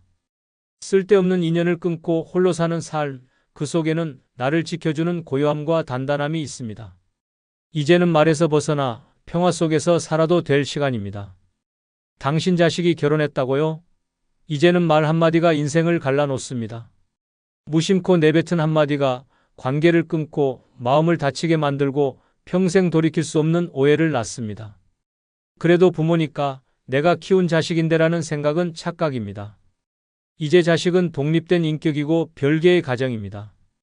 그걸 인정하지 않으면 아무리 피를 나눈 사이라도 남보다 더 먼 사이가 됩니다. 특히 기혼 자녀에게는 절대 해서는 안 될 말이 있습니다. 한순간의 감정, 섭섭함, 걱정이 담긴 말일지라도 그 말 한마디로 자식은 돌아서고 멀어지고 마음의 문을 닫아버립니다. 이건 단순한 갈등이 아닙니다. 당신 노년의 외로움과 고립이 시작되는 신호탄일 수 있습니다. 지금부터 말씀드릴 5가지 말, 이건 절대 입 밖으로 꺼내서는 안 되는 말입니다. 당신의 마음은 몰라도 자식은 당신의 말 한마디로 평생을 기억합니다. 그리고 언젠가 당신이 그토록 바라던 따뜻한 한 끼, 정다운 안부 전화 하나도 사라질 수 있습니다. 끝까지 집중해서 들어주시기 바랍니다. 기혼 자녀에게 죽어도 말하면 안 되는 첫 번째는 내가 너 키우느라 인생 다 바쳤다는 말입니다. 이 말 한마디가 자식의 마음을 돌이킬 수 없이 얼어붙게 만들고 당신이 쌓아 올린 모든 사랑의 흔적을 원망으로 바꿔놓습니다. 처음엔 그저 서운한 감정에서 튀어나온 말입니다. 당신도 알고 있습니다. 자식에게 얼마나 애썼는지 그 시간들을 얘기하고 싶은 겁니다. 하지만 이 말은 자식에게 죄책감을 심고 부담감을 안기며 결국 도망치게 만듭니다. 결혼한 자식은 이미 자신의 가정을 꾸린 어른입니다. 그들의 삶에 당신의 희생을 청구서처럼 들이밀면 감동이 아니라 피로만 남습니다. 그들은 이렇게 생각합니다. 그래서 어쩌라는 거지? 이제 와서 뭘 어떻게 하란 말이야? 심지어 이 말을 반복하면 반복할수록 자식은 당신의 존재 자체를 감정적 폭탄처럼 느끼게 됩니다. 놀러 오라면 바쁘다 하고 전화하면 안 받습니다. 대화가 단절되고 마음이 멀어지면 그때는 아무리 후회해도 늦습니다. 내가 너 키운다고 인생 다 바쳤다는 그 말은 결국 그러니 너는 내 인생 책임져라는 무언의 명령으로 들리기 때문입니다. 부모의 사랑은 기억으로 남아야지 의무로 남으면 고통이 됩니다. 자식은 그 말을 들을 때마다 마음속으로 이렇게 되뇌입니다. 그럼 나는 평생 갚아야? 결혼해서도 자유가 없어? 이 말은 특히 사위나 며느리 앞에서 하면 최악입니다. 그 말은 당신 자식만 향하는 게 아닙니다. 함께 있는 배우자에게도 그대로 박힙니다. 저 사람은 자기 엄마의 평생을 갉아먹은 죄인처럼 느껴지게 만듭니다. 결국 당신의 말 한마디가 부부 사이를 틀어지게 만들고 당신 자신도 미움의 대상으로 남게 됩니다. 경상남도 김해에 사는 이영자 씨는 큰딸에게 유난히 애착이 많았습니다. 남편 없이 혼자 키운 딸이었기에 온 삶을 그 딸에게 쏟아부었습니다. 학원비, 과외비, 대학 등록금까지 손수식당에서 일해 충당했고 딸이 결혼할 때는 가진 돈을 털어 전셋집 보증금까지 보태줬습니다. 그런데 그 딸이 결혼하고 나니 이 씨는 외로워졌습니다. 처음엔 일주일에 한두 번 오던 전화도 점점 뜸해졌고 명절이나 되어야 겨우 얼굴을 볼 수 있었습니다. 서운함이 쌓이던 어느 날 딸 부부가 오랜만에 집에 들렀습니다. 저녁상 앞에 둘러앉은 자리에서 이 씨는 무심한 말투로 이렇게 말했습니다. 내가 너 키우느라 내 인생 다 버렸다. 친구도 여행도 돈도 없이 그땐 내가 다였어. 순간 딸의 얼굴이 굳었습니다. 사위도 어색한 기색을 감추지 못했습니다. 그날 이후 딸은 전보다 더더욱 연락이 뜸해졌고 이 씨는 며느리 흉을 보는 친구들처럼 딸 흉을 보기 시작했습니다. 애 키워봤자 소용없다니까. 이럴 줄 알았으면 그 돈으로 내 노후나 준비할걸. 하지만 진심은 그게 아니었습니다. 그냥 보고 싶고 전화라도 한 번 더 받고 싶은 마음이었습니다. 1년쯤 지나고 나서야 딸이 조심스레 털어놨습니다. 엄마, 내가 나쁜 딸이라서 그런 게 아니야. 엄마가 그 말할 때마다 너무 무거워. 내가 엄마 인생 망친 사람처럼 느껴져. 그냥 내 인생도 힘들어서 그래. 근데 엄마 말 들으면 죄인이 된 것 같아. 이 말을 들은 순간 이 씨는 눈물을 흘렸습니다. 그제야 깨달았습니다. 자신의 사랑이 결국 자식에게 무기가 되었다는 사실을.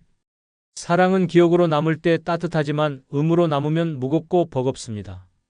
이제는 말해야 할 타이밍이 아니라 지켜봐 줄 타이밍입니다. 내가 널 얼마나 사랑했는지라는 말은 굳이 입 밖에 꺼내지 않아도 됩니다. 자식은 이미 다 알고 있으니까요. 당신이 조용히 미소 지어주는 그 얼굴 하나면 충분합니다. 기혼 자녀에게 죽어도 말하면 안 되는 두 번째는 그렇게 커서 지금 뭐가 됐냐는 말입니다. 이 말 한마디는 자식의 자존심을 송두리째 부숴버리고 지금껏 쌓아온 관계의 벽을 단숨에 무너뜨립니다. 이 말은 칼날입니다. 부모 입장에선 한숨 섞인 푸념이고 못내 아쉬운 감정 표현일 수 있습니다. 하지만 자식에게는 평생을 부정당하는 심정이 됩니다. 내가 해온 모든 선택이 엄마 아빠 눈엔 다 실패였구나. 이렇게 받아들여집니다. 특히 기혼 자녀에게 이 말을 하면 그 부부관계 전체를 부정하는 효과가 생깁니다. 취업, 결혼, 진로, 이사까지 그들의 삶의 궤적 전부를 싸잡아 실패로 만들어버리는 폭탄이 됩니다. 자식의 내면은 이렇게 외칩니다. 내가 왜 살아왔는지 그 누구보다 부모만큼은 이해해 주길 바랐는데 결국 그 기대가 깨지는 순간 마음의 문도 닫혀버립니다. 부모의 기대에 못 미친다고 느끼는 자식은 두 가지 선택 중 하나를 합니다. 아예 연락을 끊거나 체념하고 얼굴 없는 관계만 유지합니다. 형식적인 인사, 건조한 말투, 반복되는 바빠서요라는 대답. 그 모든 시작은 바로 그렇게 커서 뭐가 됐냐는 말에서 시작됩니다. 충청북도 제천에 사는 김동규 씨는 공무원을 그만두고 창업을 선택했습니다. 평생 남 밑에서 일하기보다 작지만 내 일을 하고 싶다는 꿈이 있었고 40대 초반에 과감히 사표를 냈습니다. 그때는 가족 모두가 응원했습니다. 아내는 작은 카페를 함께 꾸려보자며 기꺼이 동참했고 두 아이도 아빠 멋지다며 박수 쳐줬습니다. 문제는 그 다음이었습니다. 예상보다 장사가 쉽지 않았고 코로나까지 겹치면서 가게는 1년 만에 적자에 허덕이기 시작했습니다. 생활비는 빠듯했고 부부는 번갈아 알바까지 하며 겨우 버티고 있었습니다. 그 소식을 들은 김 씨 어머니는 속이 타들어갔습니다. 그러던 어느 날 김 씨 부부가 명절을 맞아 어머니 댁을 찾았습니다. 밥상 위에는 갈비찜과 나물이 정갈이 차려졌고 손주들은 웃으며 놀고 있었습니다. 그런데 김 씨가 방 안에서 휴대폰으로 뭔가 통화를 하며 걱정스러운 표정을 짓는 걸 본 어머니는 한숨을 내쉬며 말했습니다. 내가 너 공부시키느라 얼마나 고생했는지 너도 알지. 남들 다 안정적인 자리 잡고 잘 사는데 너는 그렇게 커서 뭐가 됐냐? 그 말이 떨어지자마자 식탁의 공기가 얼어붙었습니다. 며느리는 숟가락을 내려놓았고 김 씨는 아무 말 없이 고개를 숙였습니다. 그날 이후 김 씨는 명절에 집을 찾지 않았습니다. 처음엔 어머니가 전화를 해도 받지 않았고 나중엔 메시지만 단답으로 왔습니다. 심지어 손주 생일에도 얼굴을 비추지 않았습니다. 몇 달 뒤 작은 아들이 어머니에게 말했습니다. 형, 요즘 엄마 생각하면 심장이 철렁한데요. 자기가 그렇게 무시당했다는 생각에 아직도 밤마다 잠을 설친대요. 그제야 어머니는 그 말의 무게를 깨달았습니다. 자신은 걱정에 섞인 말 한마디였지만 아들의 삶 전체를 부정한 말이 되었다는 걸 말입니다. 그 후 어머니는 손편지를 써 내려갔습니다. 동규야, 엄마가 미안하다. 내가 뭘 하든 어떻게 살든 엄마한테는 그게 최고다. 내가 너한테 기대가 컸던 만큼 실망이 아니라 걱정이었단다. 하지만 그 말이 널 다치게 할 줄은 몰랐어. 정말 미안하다. 편지를 받고 한참을 울었다는 김 씨는 다음 명절 다시 어머니 집을 찾았습니다. 예전처럼 화기애애하진 않았지만 그날 식탁은 다시 따뜻해졌습니다. 말 한마디가 관계를 깨뜨리고 또 말 한마디가 관계를 회복시킵니다. 기혼 자녀에게는 그들이 선택한 삶을 존중해주는 말이 필요합니다. 삶의 모양이 달라도 부모의 사랑은 조건 없이 이어져야 합니다. 그렇게 커서 지금 뭐가 됐냐는 말 대신 이렇게 말해 보십시오. 나는 내가 살아가는 모습이 자랑스럽다. 그 한마디가 자식의 어깨를 다시 펴게 하고 당신의 마음을 다시 따뜻하게 해줄 것입니다. 기혼자녀에게 죽어도 말하면 안 되는 세 번째는 내가 그 사람 반대하지 않았냐는 말입니다. 이 말 한마디가 자식의 가정을 송두리째 흔들고 부모와 자식의 마지막 신뢰마저 깨뜨립니다. 결혼한 자식에게 그 배우자를 향한 부정의 말은 칼로 가정의 중심을 찌르는 짓입니다. 과거에 반대했다는 걸 굳이 끄집어내는 이유가 무엇입니까? 그 말은 결국 지금 내가 불행한 건 내 말 안 들은 탓이라는 책임 전가입니다. 한마디로 그래서 내가 반대했잖아라는 복수의 선언입니다. 하지만 현실은 다릅니다. 그들은 지금 자기 인생을 살고 있습니다. 어떤 선택이었든 그 결과를 스스로 감당하고 함께 견디며 살아가고 있습니다. 그런 상황에서 과거의 반대를 들추면 자식은 두 가지 감정에 휘말립니다. 배우자에 대한 죄책감 그리고 부모에 대한 원망입니다. 그 순간 자식은 둘 중 하나를 선택해야만 합니다. 내 편은 도대체 누구야? 라는 고통 속에서 결국 멀어지는 건 부모입니다. 강원도 원주에 사는 정미영 씨는 아들이 결혼 전 직장 후배였던 여자와 사귄다는 사실을 알게 되었습니다. 첫 만남 자리에서부터 미영 씨는 반감을 가졌습니다. 왜 이렇게 말이 없지? 아들이랑 잘 어울리지 않는데 어디가 마음에 안 차? 결국 결혼을 반대했습니다. 너 좀 더 생각해봐라. 그 사람 너무 무뚝뚝하고 엄마 눈엔 별로다. 하지만 아들은 기어이 결혼을 강행했고 미영 씨는 마지못해 참석했습니다. 그 후 몇 년간 미영 씨는 표면적으로는 며느리를 받아들이는 척했지만 속마음은 달랐습니다. 그러던 어느 날 아들이 아이 양육 문제로 고민을 털어놨습니다. 엄마, 요즘 애 키우는 문제로 집에서 많이 다퉈. 서로 말도 잘 안 통해. 그 순간 미영 씨는 기회를 놓치지 않았습니다. 내가 뭐랬니? 내가 그 사람 반대하지 않았냐? 결국 엄마 말대로 되잖아. 그 성격으론 너 평생 고생할 줄 알았지. 그 말이 끝나기도 전에 아들은 정색하며 말했습니다. 엄마, 그 얘기는 이제 그만해. 엄마가 그 사람 싫어하는 거 내가 몰라서 못 사는 줄 아세요? 그리고 다음 날 아들은 아예 전화를 끊었습니다. 며느리는 더 이상 시댁에 오지 않았고 손주는 얼굴조차 보이질 않았습니다. 명절이 되어도 오지 않았고 생일에도 문자 한 통 오지 않았습니다. 몇 달 뒤 미영 씨는 동네 시장에서 우연히 며느리 친구를 만났습니다. 그 친구가 한 말은 이랬습니다. 형님이 결혼할 때 어머님 반대 심했잖아요. 그거 며느리가 지금도 상처로 갖고 있대요. 자기가 아무리 노력해도 어머니 눈엔 평생 틀린 사람일 것 같다고요. 그 말을 들은 미영 씨는 집에 돌아와 밤새 울었습니다. 자신은 며느리보다 아들이 더 중요했기에 한 말이었지만 그 말이 결국 아들과 며느리 모두에게 상처를 줬다는 걸 뒤늦게 깨달았습니다. 그 후 미영 씨는 아들에게 조심스럽게 전화를 걸어 말했습니다. 엄마가 틀렸어. 그땐 그냥 엄마 눈에만 안 찬 거였지 너한테 소중한 사람이란 걸 몰랐어. 지금은 그 사람 덕분에 내가 잘 살아가는 것도 알아. 그 사람 엄마한텐 정말 고마운 며느리야. 그 전화 이후 아들은 처음으로 웃으며 말했습니다. 고마워요. 엄마가 그 말 해줘서 정말 고마워요. 말은 기억보다 오래 남습니다. 특히 결혼 상대를 부정하는 말은 자식의 인생을 부정하는 것이 됩니다. 기혼 자녀에게는 그들의 선택을 인정하고 지지해주는 한마디가 더 큰 힘이 됩니다. 내가 그 사람 반대하지 않았냐는 말 대신 지금 너희가 함께 버텨주는 모습이 참 대견하다고 말해보십시오. 그 말 한마디가 자식의 가정을 지켜주고 당신의 노년을 따뜻하게 만들어줄 것입니다. 기혼 자녀에게 죽어도 말하면 안 되는 네 번째는 그렇게 키워서 애가 뭐가 되겠냐는 말입니다. 이 말은 부모의 눈엔 충고처럼 들릴지 몰라도 자식에게는 전면전 선포로 들리는 말입니다. 손주는 예쁩니다. 하지만 그 손주를 키우는 사람은 더 이상 내 아들, 내 딸이 아니라 누군가의 부모입니다. 그런데 그들의 교육 방식에 대해 시시콜콜 간섭하고 험담하고 정답을 내려주는 순간 그 순간부터 당신은 할머니가 아니라 감나라 대추나라 하는 꼰대가 됩니다. 특히 이런 말은 치명적입니다. 애한테 그렇게 야단치면 정 떨어져.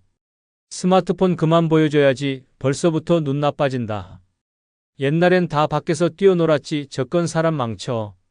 말은 다 옳을 수 있습니다. 하지만 자식은 이렇게 받아들입니다. 결국 우리 키우는 방식은 틀렸단 얘기지 엄마는 늘 지적만 해. 그리고 그때부터 마음의 문은 닫힙니다. 더 무서운 건 그 말이 배우자 귀에 들어가는 순간입니다. 며느리나 사위는 그걸 비난으로 기억합니다. 애를 그따위로 키운다고 들었어요. 그날 이후 당신의 전화는 더 이상 반갑지 않고 방문은 환영받지 못하게 됩니다. 왜냐하면 잔소리의 사전 예고처럼 느껴지기 때문입니다. 경상북도 안동에 사는 김정숙 씨는 손주가 태어났을 때 눈물이 날 만큼 기뻤습니다. 출산 후 얼마 안 돼서 아들이 집으로 아내와 아이를 데려왔고 정숙 씨는 기꺼이 산후조리를 도와주며 아이를 품에 안았습니다. 하지만 문제가 생긴 건 돌이 지나면서였습니다. 며느리는 요즘 육아서적을 기반으로 아이를 키우고 있었고 정숙 씨는 그런 방식이 영 마음에 들지 않았습니다. 밥을 저렇게 물처럼 먹여서 되겠어? 말도 못하는 애한테 책을 몇 권씩 읽히니? 그러다 결국 손주가 밥을 먹다가 칭얼거리자 정숙 씨가 한마디 했습니다. 얘는 하도 말만 듣고 자라서 정서가 메말라가는 것 같아. 그렇게 키워서 뭐가 되겠니? 그 말에 며느리의 얼굴이 굳었습니다. 잠시 후 며느리는 방으로 들어갔고 아들은 조용히 나와 말했습니다. 엄마, 부탁인데 교육 문제는 우리가 알아서 할게요. 엄마 방식이 틀렸다는 게 아니라 우리도 우리 방식이 있는 거예요. 그날 이후 며느리는 집에 잘 오지 않았고 손주 얼굴 보기가 점점 어려워졌습니다. 정숙 씨는 억울했습니다. 내가 틀린 말 했나? 저렇게 키워서 애가 건강하게 자라겠냐고. 그러다 어느 날 정숙 씨는 친구들과의 식사 자리에서 비슷한 얘기를 꺼냈습니다. 그 자리에 있던 한 친구가 말했습니다. 정숙아, 우리 나이에 애 키우는 방식은 바뀐 지 오래야. 우리는 그저 옆에서 웃어주고 예뻐해주고 도와주면 되는 거지 평가하면 안 돼. 자식들도 자존심이 있고 나름대로 공부한 게 있어. 우린 조용히 믿어주는 게 효도야. 그 말을 듣고 돌아오는 길 정숙 씨는 문득 아들의 얼굴이 떠올랐습니다. 늘 자신을 존중하던 그 따뜻한 눈빛이 그날 이후 서운함으로 닫혀버린 걸 이제야 깨달았습니다. 며칠 뒤 정숙 씨는 아들에게 문자를 보냈습니다. 내가 그날 괜한 말을 한 것 같다. 니네가 얼마나 고민하며 키우는지도 알고 있어. 엄마는 그저 예뻐서 그런 거였어. 앞으론 내가 정한 방식 믿고 난 그저 손주 예뻐하기만 할게. 그 다음 주 며느리가 오랜만에 손주와 함께 집을 찾았습니다. 손주는 정숙 씨 품에 안겨 웃었고 며느리는 조용히 말했습니다. 어머니 말 감사합니다. 저도 부족하단 거 알아요. 그래도 믿어주셔서 더 힘이 나요. 기혼자녀에게는 그렇게 키워서 뭐가 되겠냐는 말보다 내가 정말 잘하고 있어. 참 멋지다는 격려가 더 큰 힘이 됩니다. 손주는 사랑받는 존재이지 평가받는 대상이 아닙니다. 자식도 마찬가지입니다. 부모는 언제나 든든한 울타리여야 합니다. 그 말 한마디가 당신을 진짜 존경받는 부모로 남게 만들어줍니다. 기혼자녀에게 죽어도 말하면 안 되는 다섯 번째는 니네 중 누구한테 상속할지 고민 중이다는 말입니다. 이 말은 가족이라는 울타리에 불씨 하나를 떨어뜨리는 말이며 자식들 사이를 질투와 탐욕으로 얼룩지게 만드는 가장 위험한 독약입니다. 부모는 단순히 나는 공평하게 해줄 생각이야. 그래도 너희 중 한 명은 좀 더 챙겨야 하지 않겠니? 같은 말로 시작했을지 모릅니다. 하지만 자식들 귀엔 이렇게 들립니다. 이 집안은 이제 유산 전쟁터구나. 내가 잘 보여야 뭘 하나 더 받겠구나. 그 순간부터 자식은 사랑을 얻기 위해 행동하지 않고 몫을 챙기기 위해 계산하기 시작합니다. 형제 자매 사이엔 미묘한 긴장이 흐르고 부모의 한마디, 손길 하나에도 의미를 부여하며 민감해집니다. 엄마는 요즘 왜 언니 집에만 자주 가시지? 전화는 왜 형한테만 먼저 하시지? 그 순간부터 가족은 피부치가 아니라 경쟁자가 됩니다. 이 말이 가장 위험한 이유는 부모가 생존해 있는 동안부터 자식들 마음속에 욕심이라는 씨앗을 심기 때문입니다. 그리고 그 욕심은 시간이 갈수록 자랍니다. 부모가 살아있어도 자식들의 머릿속엔 이미 재산을 놓고 미리 나누는 계산이 굴러갑니다. 그건 자식이 나빠서가 아닙니다. 부모가 먼저 그 생각을 꺼냈기 때문입니다. 충청남도 공주에 사는 박명자 씨는 30년 넘게 남편과 함께 운영한 한식당을 팔고 노후를 위해 전셋집 하나와 예금 1억 원을 남겼습니다. 자식은 딸 둘, 아들 하나. 명자 씨는 가끔 이 말을 꺼내곤 했습니다. 그래도 우리 집은 장남이니까 아빠가 돌아가시면 집은 아들한테 줄까 해. 딸들도 뭐 잘 살잖아. 대신 내가 죽기 전에 다 정리해두고 싶긴 해. 이 말을 들은 첫째 딸은 겉으론 엄마, 우리는 안 바래요라고 말했지만 마음은 부글부글 끓었습니다. 그날 이후부터 딸은 동생에게 연락을 줄였고 명절에도 잠깐 얼굴만 비추고 말았습니다. 둘째 딸은 조용히 있었지만 어머니의 말이 머릿속에서 떠나질 않았습니다. 우리 집은 장남이니까. 그 말에 나는 서열이 밀렸구나. 나는 그냥 조용히 있으라는 뜻이구나라며 마음의 문을 닫았습니다. 가장 큰 문제는 아들이었습니다. 그는 처음엔 부담스러워했지만 시간이 지날수록 기대감이 생겼습니다. 어차피 집은 내 몫이고 엄마도 그렇게 말했잖아. 그러니까 다른 형제들은 간섭 안 했으면 좋겠어. 그러던 어느 날 명자 씨가 쓰러졌습니다. 병원비가 들기 시작했고 간병도 필요해졌습니다. 세 자식 모두 모였지만 대화는 따뜻하지 않았습니다. 집은 동생 줄 거면서 왜 우리가 병간호까지 해야 하죠? 그럼 차라리 유언장부터 쓰세요. 깔끔하게. 엄마가 그런 말만 안 했어도 우리 이렇게 안 싸웠어요. 명자 씨는 병실에서 눈물만 흘렸습니다. 사랑하는 자식들이 돈 앞에서 이렇게 달라질 줄 몰랐습니다. 그녀는 단지 미리 정리를 해두고 싶었을 뿐이었습니다. 하지만 그 말 한마디가 가족을 갈라놓고 말았습니다.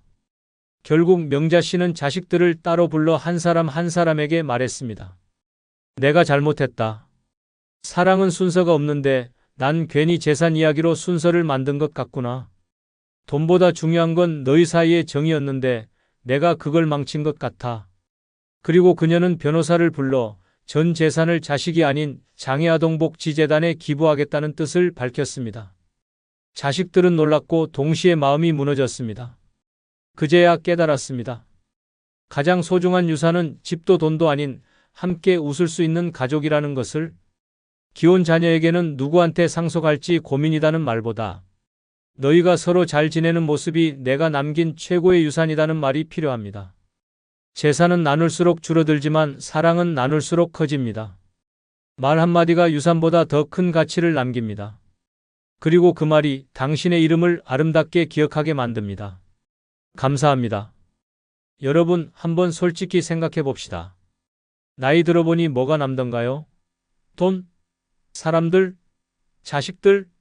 웃기지 마세요. 다 부질없습니다. 젊었을 땐 사람 붙들고 돈 끌어모으고 세상 다 가질 것처럼 살았지만 결국 내 손에 남은 건 뭐예요? 아무것도 없잖아요. 특히 노년에는 외로움이 무섭다며 사람들에게 휘둘리다가 내 시간과 돈, 에너지를 몽땅 빼앗기고 결국 남는 건 스트레스와 후회뿐입니다. 괜히 복잡한 인간관계에 발 담그면 피곤하고 쓸데없는 일에 휘말리면 내 인생만 더 고단해집니다. 이제는 정신 차릴 때입니다. 혼자 사는 게 최고입니다. 오늘은 그래서 늙으면 다 부질없다. 이 6가지 하면서 혼자 사는 게 최고다라는 주제로 이야기를 해볼까 합니다. 이 6가지만 제대로 지키면 노년에도 편하고 행복하고 스트레스 없는 완벽한 혼자 살기가 가능합니다. 끝까지 보시면 왜 혼자가 진짜 최고인지 깨닫게 될 겁니다. 지금부터 시작합니다. 먼저 구독, 좋아요 눌러주세요. 첫 번째는 남 눈치 보지 말고 하고 싶은 거 다 하라입니다. 여러분, 한번 솔직히 생각해 보세요. 지금까지 몇 번이나 남들 눈치 보느라 내 하고 싶은 걸 포기했습니까? 나이 들수록 더 심해집니다. 이 나이에 내가 이런 걸 해도 되나? 사람들이 뭐라고 할까? 라는 생각에 스스로를 가둬버리죠. 그런데요, 이런 고민을 하는 동안 당신의 소중한 시간이 그냥 흘러가고 있다는 걸 아십니까? 특히 노년의 남의 눈치를 보면 당신의 삶은 그 순간부터 끝난 겁니다. 내가 여행을 가고 싶어도 에이, 나이 들어서 무슨 여행이야 라며 스스로를 막고 내가 새로 배우고 싶어도 이 나이에 시작해서 뭐 하겠어? 라며 발을 뺍니다. 그리고 그 자리에 남는 건요, 후회와 허무함 뿐입니다. 더 심각한 건 남의 시선 때문에 내 삶의 주인이 내가 아닌 남들이 되어버린다는 겁니다. 사람들이 이걸 어떻게 볼까? 자식들이 뭐라 할까? 라는 생각에 얽매이다 보면 결국 내 인생을 내가 아닌 남들의 기준에 맞춰 살아가게 됩니다. 그런데 한 가지 질문해 봅시다. 당신이 그렇게 남들 눈치를 보며 사는 동안 그 사람들이 당신의 행복에 책임져 주던가요? 아니요. 아무도 당신 대신 행복해지지 않습니다. 노년은 마지막으로 내 삶을 제대로 살아볼 기회입니다. 이제는 남들 눈치 보느라 하고 싶은 걸 포기하지 마세요. 마음에 드는 걸 사고 배우고 싶은 걸 배우고 가고 싶은 대로 가세요. 세상이 뭐라 하든 자식들이 한숨을 쉬든 그게 무슨 상관입니까? 당신의 삶은 당신 겁니다. 남들 눈치 보다가 내 인생 다 망치는 일은 절대 없어야 합니다. 이제부터는 당당하게 하세요. 내가 하고 싶은 건 내가 한다. 사람들이 뭐라 하든 그들의 시선은 내 인생에 아무 의미도 없습니다. 지금부터는 내가 하고 싶은 걸 눈치 보지 않고 다 하세요. 그게 진짜 자유고 진짜 행복입니다. 노년은 내가 주인공입니다. 남들이 아니라 나를 위해 살아가세요. 두 번째는 쓸데없는 인간관계 끊기입니다. 여러분, 한번 솔직히 말해봅시다. 당신 주변 사람들 진짜 당신을 위해 존재하나요? 젊었을 땐 인맥이고 뭐고 다 중요해 보였죠. 하지만 나이 들고 보니 다 소용없더라고요. 이제 남는 건 진짜 나를 위해 주는 사람 몇 안 되는 친구나 가족뿐입니다. 나머지요? 다 귀찮고 피곤한 존재들입니다. 특히 노년엔 인간관계가 더 위험합니다. 사람 만나면 처음엔 좋죠. 얘기하고 웃고 떠들고 기분 좋아지는 것 같지만요. 조금만 지나면 그 모임의 진짜 목적이 드러납니다.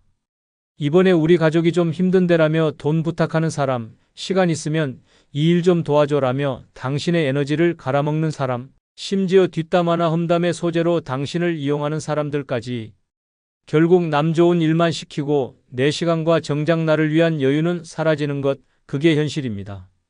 게다가 나이가 들면 사람들은 당신을 더 쉬운 타겟으로 봅니다. 뭐든지 잘 도와주고 잘 들어주고 쉽게 넘어갈 것 같아 보이니까요. 결국 당신의 선의를 당연히 여기고 그걸 빼앗아 가려고 들겠죠. 왜 그런 관계에 나를 소모합니까? 이제는 단호하게 끊어야 합니다. 쓸데없는 인간관계는 노년의 암덩어리 같은 존재일 뿐입니다. 사람들과 얽혀서 내 에너지만 소모되고 불필요한 갈등만 늘어나는 관계는 이제 끝내세요. 진짜 내 마음을 위로하고 나에게 기쁨을 주는 소수의 관계만 남기고 나머지는 싹 정리해버리는 게 정답입니다. 노년에는 혼자 사는 시간이야말로 진짜 평화롭고 행복한 삶의 비결입니다. 쓸데없는 인간관계, 당장 손절하세요. 세 번째는 돈 함부로 쓰지 않기입니다. 여러분, 노년에 가장 위험한 게 뭔지 아세요? 돈을 함부로 쓰는 겁니다. 여기저기 베풀고 쓸데없이 남들에게 쓰고 혹은 누가 좋다는 말에 홀려서 투자하고 그러다가 내 평생 모은 돈이 바닥나면요. 그땐 정말 피눈물 흘리게 됩니다. 특히 노년엔 주변에서 돈을 노리는 사람과 상황이 끝도 없이 몰려옵니다. 이 좋은 기회를 놓치면 안 되죠. 라며 투자 이야기를 꺼내는 사람, 어르신, 이번에 우리 가족 좀 도와주세요 라며 선의를 요구하는 친척, 그리고 이 상품 하나면 노후 걱정 끝, 이라며 접근하는 사기꾼들까지. 이런 말에 휘둘리다 보면 내 소중한 돈이 하나둘 빠져나가는 걸 멍하니 지켜보게 될 겁니다. 더 큰 문제는 한 번 돈을 쓰기 시작하면 사람들이 그걸 당연시한다는 것입니다. 내가 도와주면 고맙다며 끝낼 줄 알았죠? 아니요. 다음에도 부탁드릴게요라는 말과 함께 더 큰 기대와 요구가 따라옵니다. 결국 내 돈을 위해 주는 건 나 자신밖에 없다는 사실을 그제야 깨닫게 되죠. 노년에는 돈을 지키는 게 곧 나를 지키는 겁니다. 내 건강, 내 생활, 내 평화를 위해서라면 돈은 내가 쓰고 싶은 데 써야 하고 필요할 때를 대비해 아껴야 합니다. 이제는 남들을 위해 돈 쓰지 마세요. 그 돈은 평생 열심히 살아온 당신 자신을 위한 겁니다. 함부로 돈 쓰는 습관 지금 당장 끊으세요. 그래야 진짜 행복한 노년이 시작됩니다. 네 번째는 남 신경 끄고 내 건강 챙기기입니다. 여러분, 나이 들면 가장 소중한 게 뭐냐고요? 건강입니다. 그런데 정작 우리는 내 건강보다 남들 눈치 보는데 더 많은 시간을 씁니다. 자식 걱정, 주변 사람들의 시선, 사회적 체면까지. 그런데 한번 생각해 보세요. 남들이 내 건강을 챙겨줍니까? 아니요. 아플 때 고통받는 건 오직 나 자신입니다. 특히 노년에는 남들 눈치 보느라 내 몸을 망가뜨리는 일이 끝도 없이 생깁니다. 예를 들어 친구들과 어울린다고 과음하고 가족들이 맛있다며 권하는 음식을 거절하지 못해 과식하고 운동은 귀찮다고 미루고 그러다 병원에서 이제 진짜 조심하셔야 합니다라는 말 한마디 듣고 나서야 후회하는 겁니다. 더 심각한 건 남들 챙기느라 내 몸은 더 방치된다는 겁니다. 자식들 밥 해주고 손주 봐주느라 바쁘고 주변 사람들 부탁 들어주느라 내 시간은 늘 뒷전입니다. 이러다가 나중에 내가 몸이 아파 누웠을 때 누가 책임져 줄까요? 남들? 자식들? 아니요. 결국 고통받는 건 오롯이 나 자신입니다. 이제는 깨달아야 합니다. 내 몸은 내가 돌보지 않으면 끝이다. 남들 눈치 보며 내 건강을 희생할 만큼 내 인생이 남아있지 않습니다. 운동하기 싫어도 해야 하고 몸에 좋은 음식은 꼬박꼬박 챙겨 먹어야 합니다. 건강을 지키는 건 남들한테 잘 보이기 위해서가 아니라 내가 더 오래, 더 행복하게 살기 위해서입니다. 남들 신경 끄고 내 건강에 올인하세요. 남들이 뭐라든 내 몸을 소중히 여기는 게 혼자 살면서 행복하게 사는 비결입니다. 병원 침대에 누워 후회하는 날이 오기 전에 지금 당장 건강부터 챙기세요. 5번째는 가난한 사람과 절대 엮이지 않기입니다. 여러분, 가난한 사람과 친해지는 게 꼭 나쁜 일이라고 생각하지 않을 겁니다. 하지만 노년엔 이야기가 달라집니다. 가난한 사람과 엮이는 순간 당신의 시간, 돈, 에너지가 끝도 없이 빨려 들어가는 수렁이 될 수 있습니다. 처음엔 좀 도와달라는 사소한 부탁으로 시작하죠. 조금만 힘이 되어주세요 라며 고개를 숙이던 그들은 당신이 한번 도와준 순간부터 당신을 지갑으로 보기 시작합니다. 한 번 도와주면 고맙다면서 다시 찾아옵니다. 2번 도와주면 이제 그게 당연한 권리처럼 느껴지죠. 그리고 나중엔 어떻게 될까요? 이제는 내가 없으면 저 사람은 안 되겠지라는 이상한 책임감이 당신을 휘감게 됩니다. 결국 그들의 문제는 끝없이 커지고 당신은 그 늪에서 빠져나올 수 없게 되는 겁니다. 가난한 사람들은 종종 자기 문제를 스스로 해결하지 못합니다. 그리고 그 문제를 풀 열쇠를 당신에게서 찾으려 합니다. 하지만 한 가지 기억하세요. 그들의 문제는 당신이 아무리 도와줘도 해결되지 않습니다. 오히려 당신이 도와줄수록 더 의존하게 되고 나중엔 도와주던 사람이 갑자기 안 도와주면 더 힘들다며 당신을 원망할 가능성까지 생깁니다. 더 충격적인 건 이런 관계가 당신을 정신적으로도 파괴한다는 겁니다. 한 번 돕기 시작하면 죄책감이 따라 붙습니다.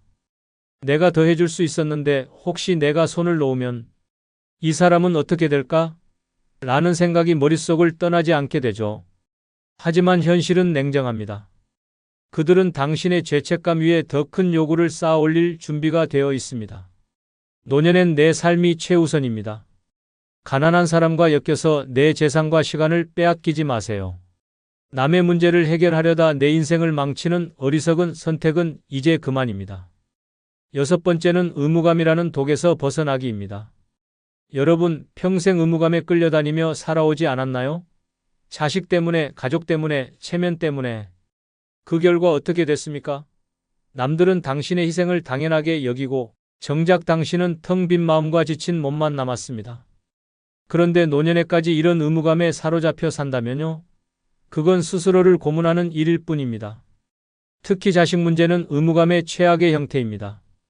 부모라면 당연히 해줘야죠. 지금까지도 해줬잖아요 라는 말로 당신을 올가맵니다. 그런데 한 가지 질문해 봅시다. 그들은 당신을 위해 무엇을 해주었나요? 당신이 모든 걸 희생하고 심지어 노후 자금까지 털어줬는데 막상 당신이 힘들어지면 그들은 어디에도 없을 가능성이 높습니다. 더 큰 문제는 이런 의무감이 당신의 자존감을 파괴한다는 겁니다. 내가 이걸 하지 않으면 내가 나쁜 사람일 거야 라는 생각에 갇혀 당신은 점점 자신을 올가맵니다. 하지만 현실은요? 아무리 당신이 희생하고 노력해도 누구도 당신의 희생을 제대로 기억해주지 않을 겁니다. 충격적이지만 진실입니다. 의무감은 당신 스스로 만든 족쇄일 뿐입니다. 이제 그 족쇄를 끊으세요. 자식이든 가족이든 주변 사람이든 당신의 노후는 그들에게 갚아야 할 빚이 아닙니다. 노년엔 당신 자신이 최우선이어야 합니다. 하고 싶은 걸 하고 즐기고 싶은 걸 즐기세요. 의무감 따위는 과감히 버리고 이제부터는 당신을 위해 사세요. 남의 기대에 끌려다니는 삶을 멈추는 순간 당신의 진짜 노년이 시작됩니다. 여러분, 결국 노년의 가장 중요한 건 남이 아닌 나 자신입니다. 사람들에게 휘둘리고 의무감에 얽매이고 돈과 시간, 에너지를 남들한테 쏟아붓는 삶은 이제 끝내야 합니다. 그런 삶엔 평화도 없고 행복도 없습니다. 냉정하게 말하죠. 남들은 절대 당신의 삶을 대신 살아주지 않습니다. 당신이 힘들어질 때, 외로울 때, 돈이 바닥날 때 그들이 도와줄까요? 아니요. 그들은 사라질 뿐입니다. 그런데 왜 그 사람들을 위해 내 삶을 소모합니까? 그럴 가치 없습니다. 노년은 내 인생의 마지막이자 최고의 무대입니다.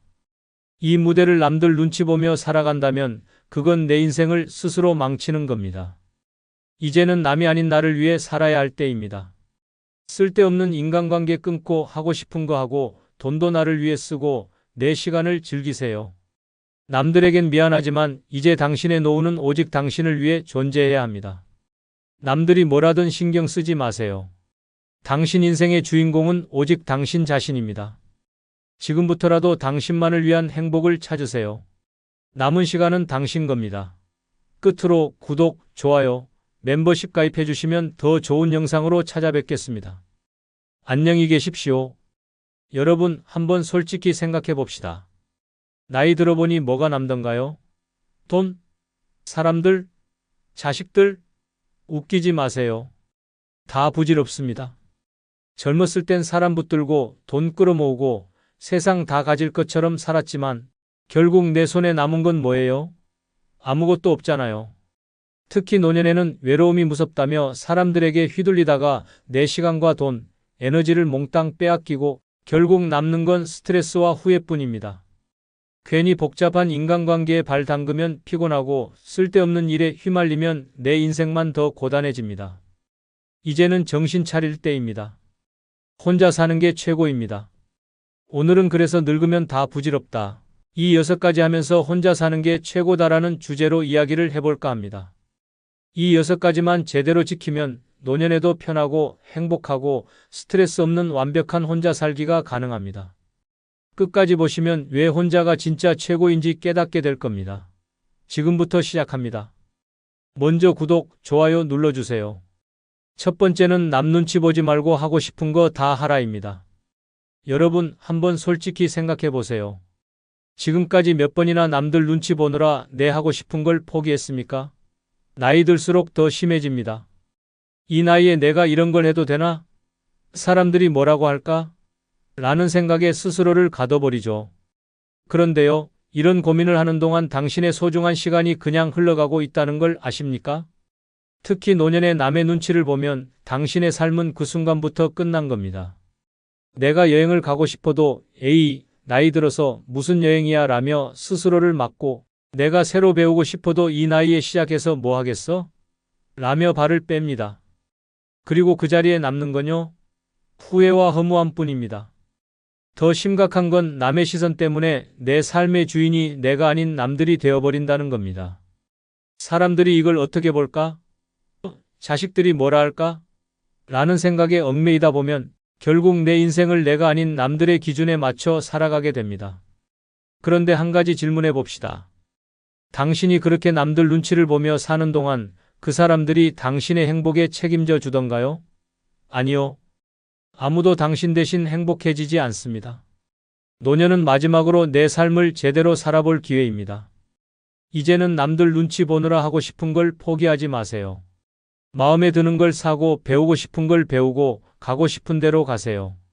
세상이 뭐라 하든 자식들이 한숨을 쉬든 그게 무슨 상관입니까? 당신의 삶은 당신 겁니다. 남들 눈치 보다가 내 인생 다 망치는 일은 절대 없어야 합니다. 이제부터는 당당하게 하세요. 내가 하고 싶은 건 내가 한다. 사람들이 뭐라 하든 그들의 시선은 내 인생에 아무 의미도 없습니다. 지금부터는 내가 하고 싶은 걸 눈치 보지 않고 다 하세요. 그게 진짜 자유고 진짜 행복입니다. 노년은 내가 주인공입니다. 남들이 아니라 나를 위해 살아가세요. 두 번째는 쓸데없는 인간관계 끊기입니다.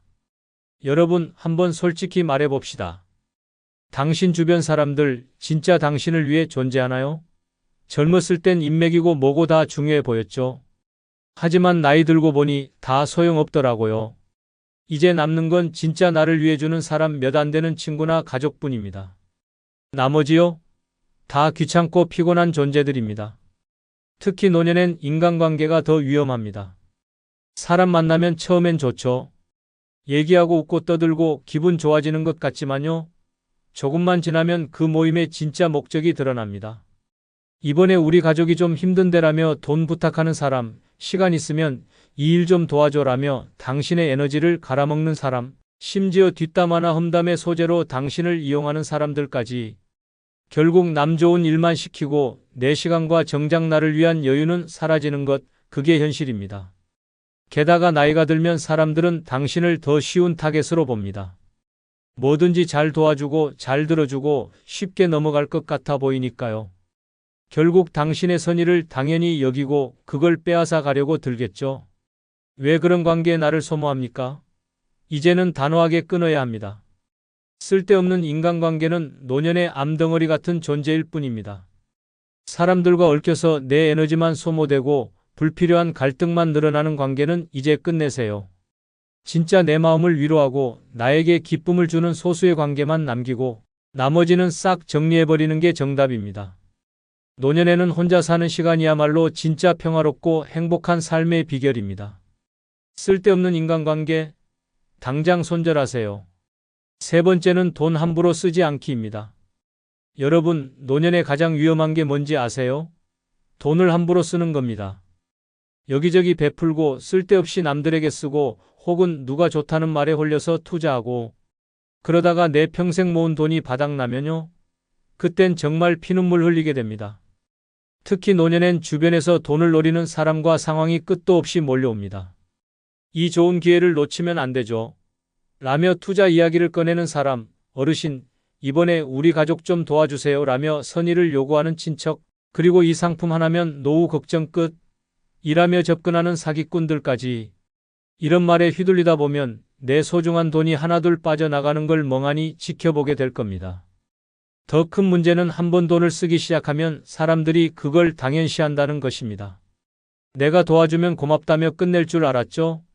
아니요. 다음에도 부탁드릴게요라는 말과 함께 더 큰 기대와 요구가 따라옵니다. 결국 내 돈을 위해 주는 건 나 자신밖에 없다는 사실을 그제야 깨닫게 되죠. 노년에는 돈을 지키는 게 곧 나를 지키는 겁니다. 내 건강, 내 생활, 내 평화를 위해서라면 돈은 내가 쓰고 싶은데 써야 하고 필요할 때를 대비해 아껴야 합니다. 이제는 남들을 위해 돈 쓰지 마세요. 그 돈은 평생 열심히 살아온 당신 자신을 위한 겁니다. 함부로 돈 쓰는 습관 지금 당장 끊으세요. 그래야 진짜 행복한 노년이 시작됩니다. 네 번째는 남 신경 끄고 내 건강 챙기기입니다. 여러분, 나이 들면 가장 소중한 게 뭐냐고요? 건강입니다. 그런데 정작 우리는 내 건강보다 남들 눈치 보는데 더 많은 시간을 씁니다. 자식 걱정, 주변 사람들의 시선, 사회적 체면까지. 그런데 한번 생각해 보세요. 남들이 내 건강을 챙겨줍니까? 아니요. 아플 때 고통받는 건 오직 나 자신입니다. 특히 노년에는 남들 눈치 보느라 내 몸을 망가뜨리는 일이 끝도 없이 생깁니다. 예를 들어 친구들과 어울린다고 과음하고 가족들이 맛있다며 권하는 음식을 거절하지 못해 과식하고 운동은 귀찮다고 미루고 그러다 병원에서 이제 진짜 조심하셔야 합니다라는 말 한마디 듣고 나서야 후회하는 겁니다. 더 심각한 건 남들 챙기느라 내 몸은 더 방치된다는 겁니다. 자식들 밥 해주고 손주 봐주느라 바쁘고 주변 사람들 부탁 들어주느라 내 시간은 늘 뒷전입니다. 이러다가 나중에 내가 몸이 아파 누웠을 때 누가 책임져 줄까요? 남들? 자식들? 아니요. 결국 고통받는 건 오롯이 나 자신입니다. 이제는 깨달아야 합니다. 내 몸은 내가 돌보지 않으면 끝이다. 남들 눈치 보며 내 건강을 희생할 만큼 내 인생이 남아있지 않습니다. 운동하기 싫어도 해야 하고 몸에 좋은 음식은 꼬박꼬박 챙겨 먹어야 합니다. 건강을 지키는 건 남들한테 잘 보이기 위해서가 아니라 내가 더 오래, 더 행복하게 살기 위해서입니다. 남들 신경 끄고 내 건강에 올인하세요. 남들이 뭐라든 내 몸을 소중히 여기는 게 혼자 살면서 행복하게 사는 비결입니다.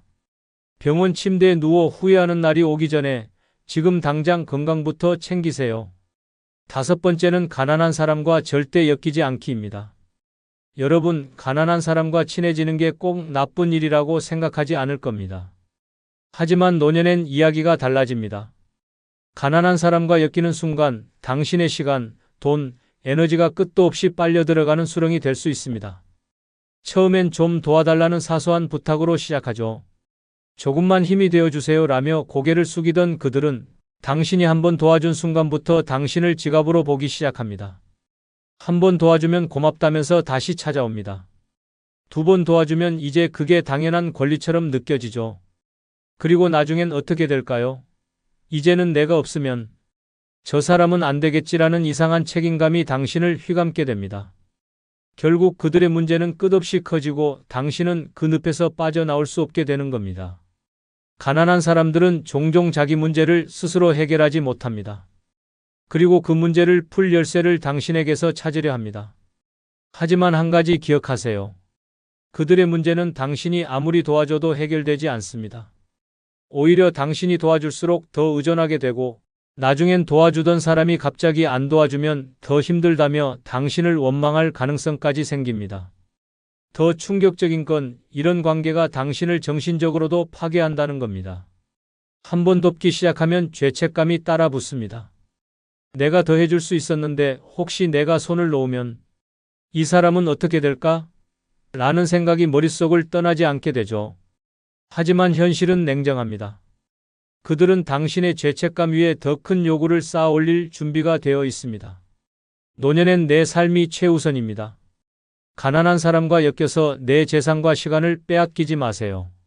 남의 문제를 해결하려다 내 인생을 망치는 어리석은 선택은 이제 그만입니다. 여섯 번째는 의무감이라는 독에서 벗어나기입니다. 여러분, 평생 의무감에 끌려다니며 살아오지 않았나요? 자식 때문에, 가족 때문에, 체면 때문에. 그 결과 어떻게 됐습니까? 남들은 당신의 희생을 당연하게 여기고 정작 당신은 텅 빈 마음과 지친 몸만 남았습니다. 그런데 노년에까지 이런 의무감에 사로잡혀 산다면요? 그건 스스로를 고문하는 일일 뿐입니다. 특히 자식 문제는 의무감의 최악의 형태입니다. 부모라면 당연히 해줘야죠. 지금까지도 해줬잖아요 라는 말로 당신을 옭아맵니다. 그런데 한 가지 질문해 봅시다. 그들은 당신을 위해 무엇을 해주었나요? 당신이 모든 걸 희생하고 심지어 노후 자금까지 털어줬는데 막상 당신이 힘들어지면 그들은 어디에도 없을 가능성이 높습니다. 더 큰 문제는 이런 의무감이 당신의 자존감을 파괴한다는 겁니다. 내가 이걸 하지 않으면 내가 나쁜 사람일 거야 라는 생각에 갇혀 당신은 점점 자신을 옭아맵니다. 하지만 현실은요?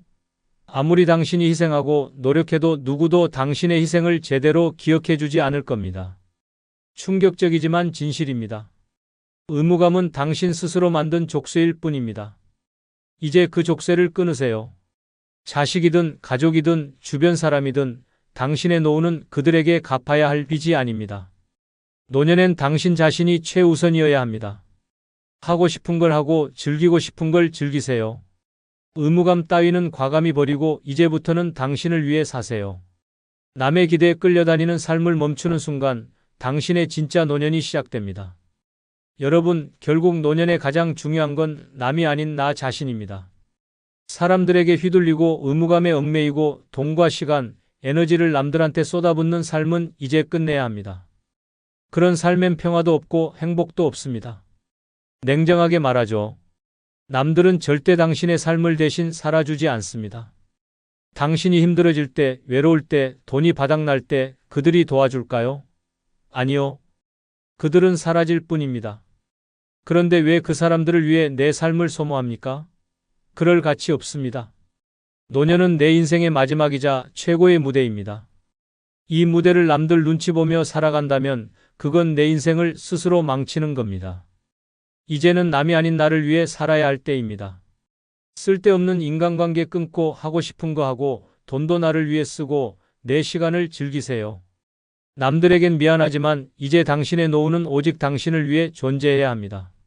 남들이 뭐라든 신경 쓰지 마세요. 당신 인생의 주인공은 오직 당신 자신입니다. 지금부터라도 당신만을 위한 행복을 찾으세요. 남은 시간은 당신 겁니다. 끝으로 구독, 좋아요, 멤버십 가입해 주시면 더 좋은 영상으로 찾아뵙겠습니다. 안녕히 계십시오. 여러분, 노년의 가장 어리석은 행동이 뭔지 아십니까? 바로 자식에게 모든 걸 털어놓는 것입니다. 그래도 내 자식인데 이 정도 얘기는 괜찮겠지라는 착각으로 말을 꺼냈다가 관계가 엉망이 되고 내 인생마저 피곤해질 수 있습니다. 특히 자식에게 잘못된 말을 하면요.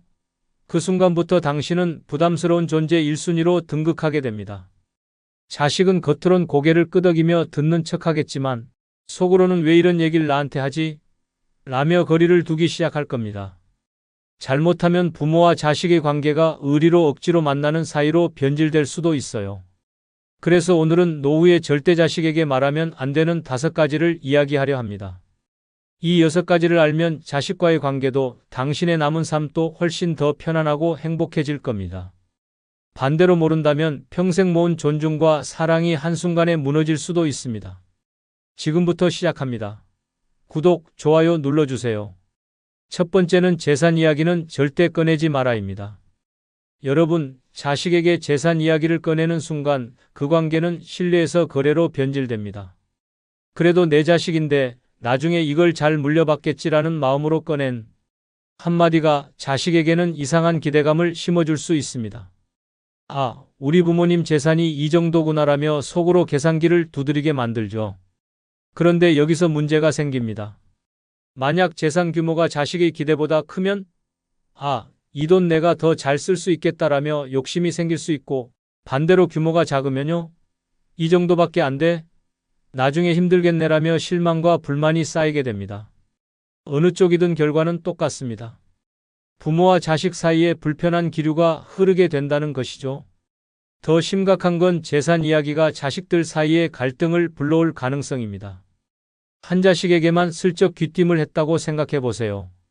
너는 큰아들이니까 이거 알아두면 좋겠다는 식으로요. 그 말이 결국 다른 자식에게 흘러가면 형제 간의 신뢰와 유산 다툼의 씨앗이 싹트게 됩니다. 엄마가 형한테만 그런 얘기를 했어?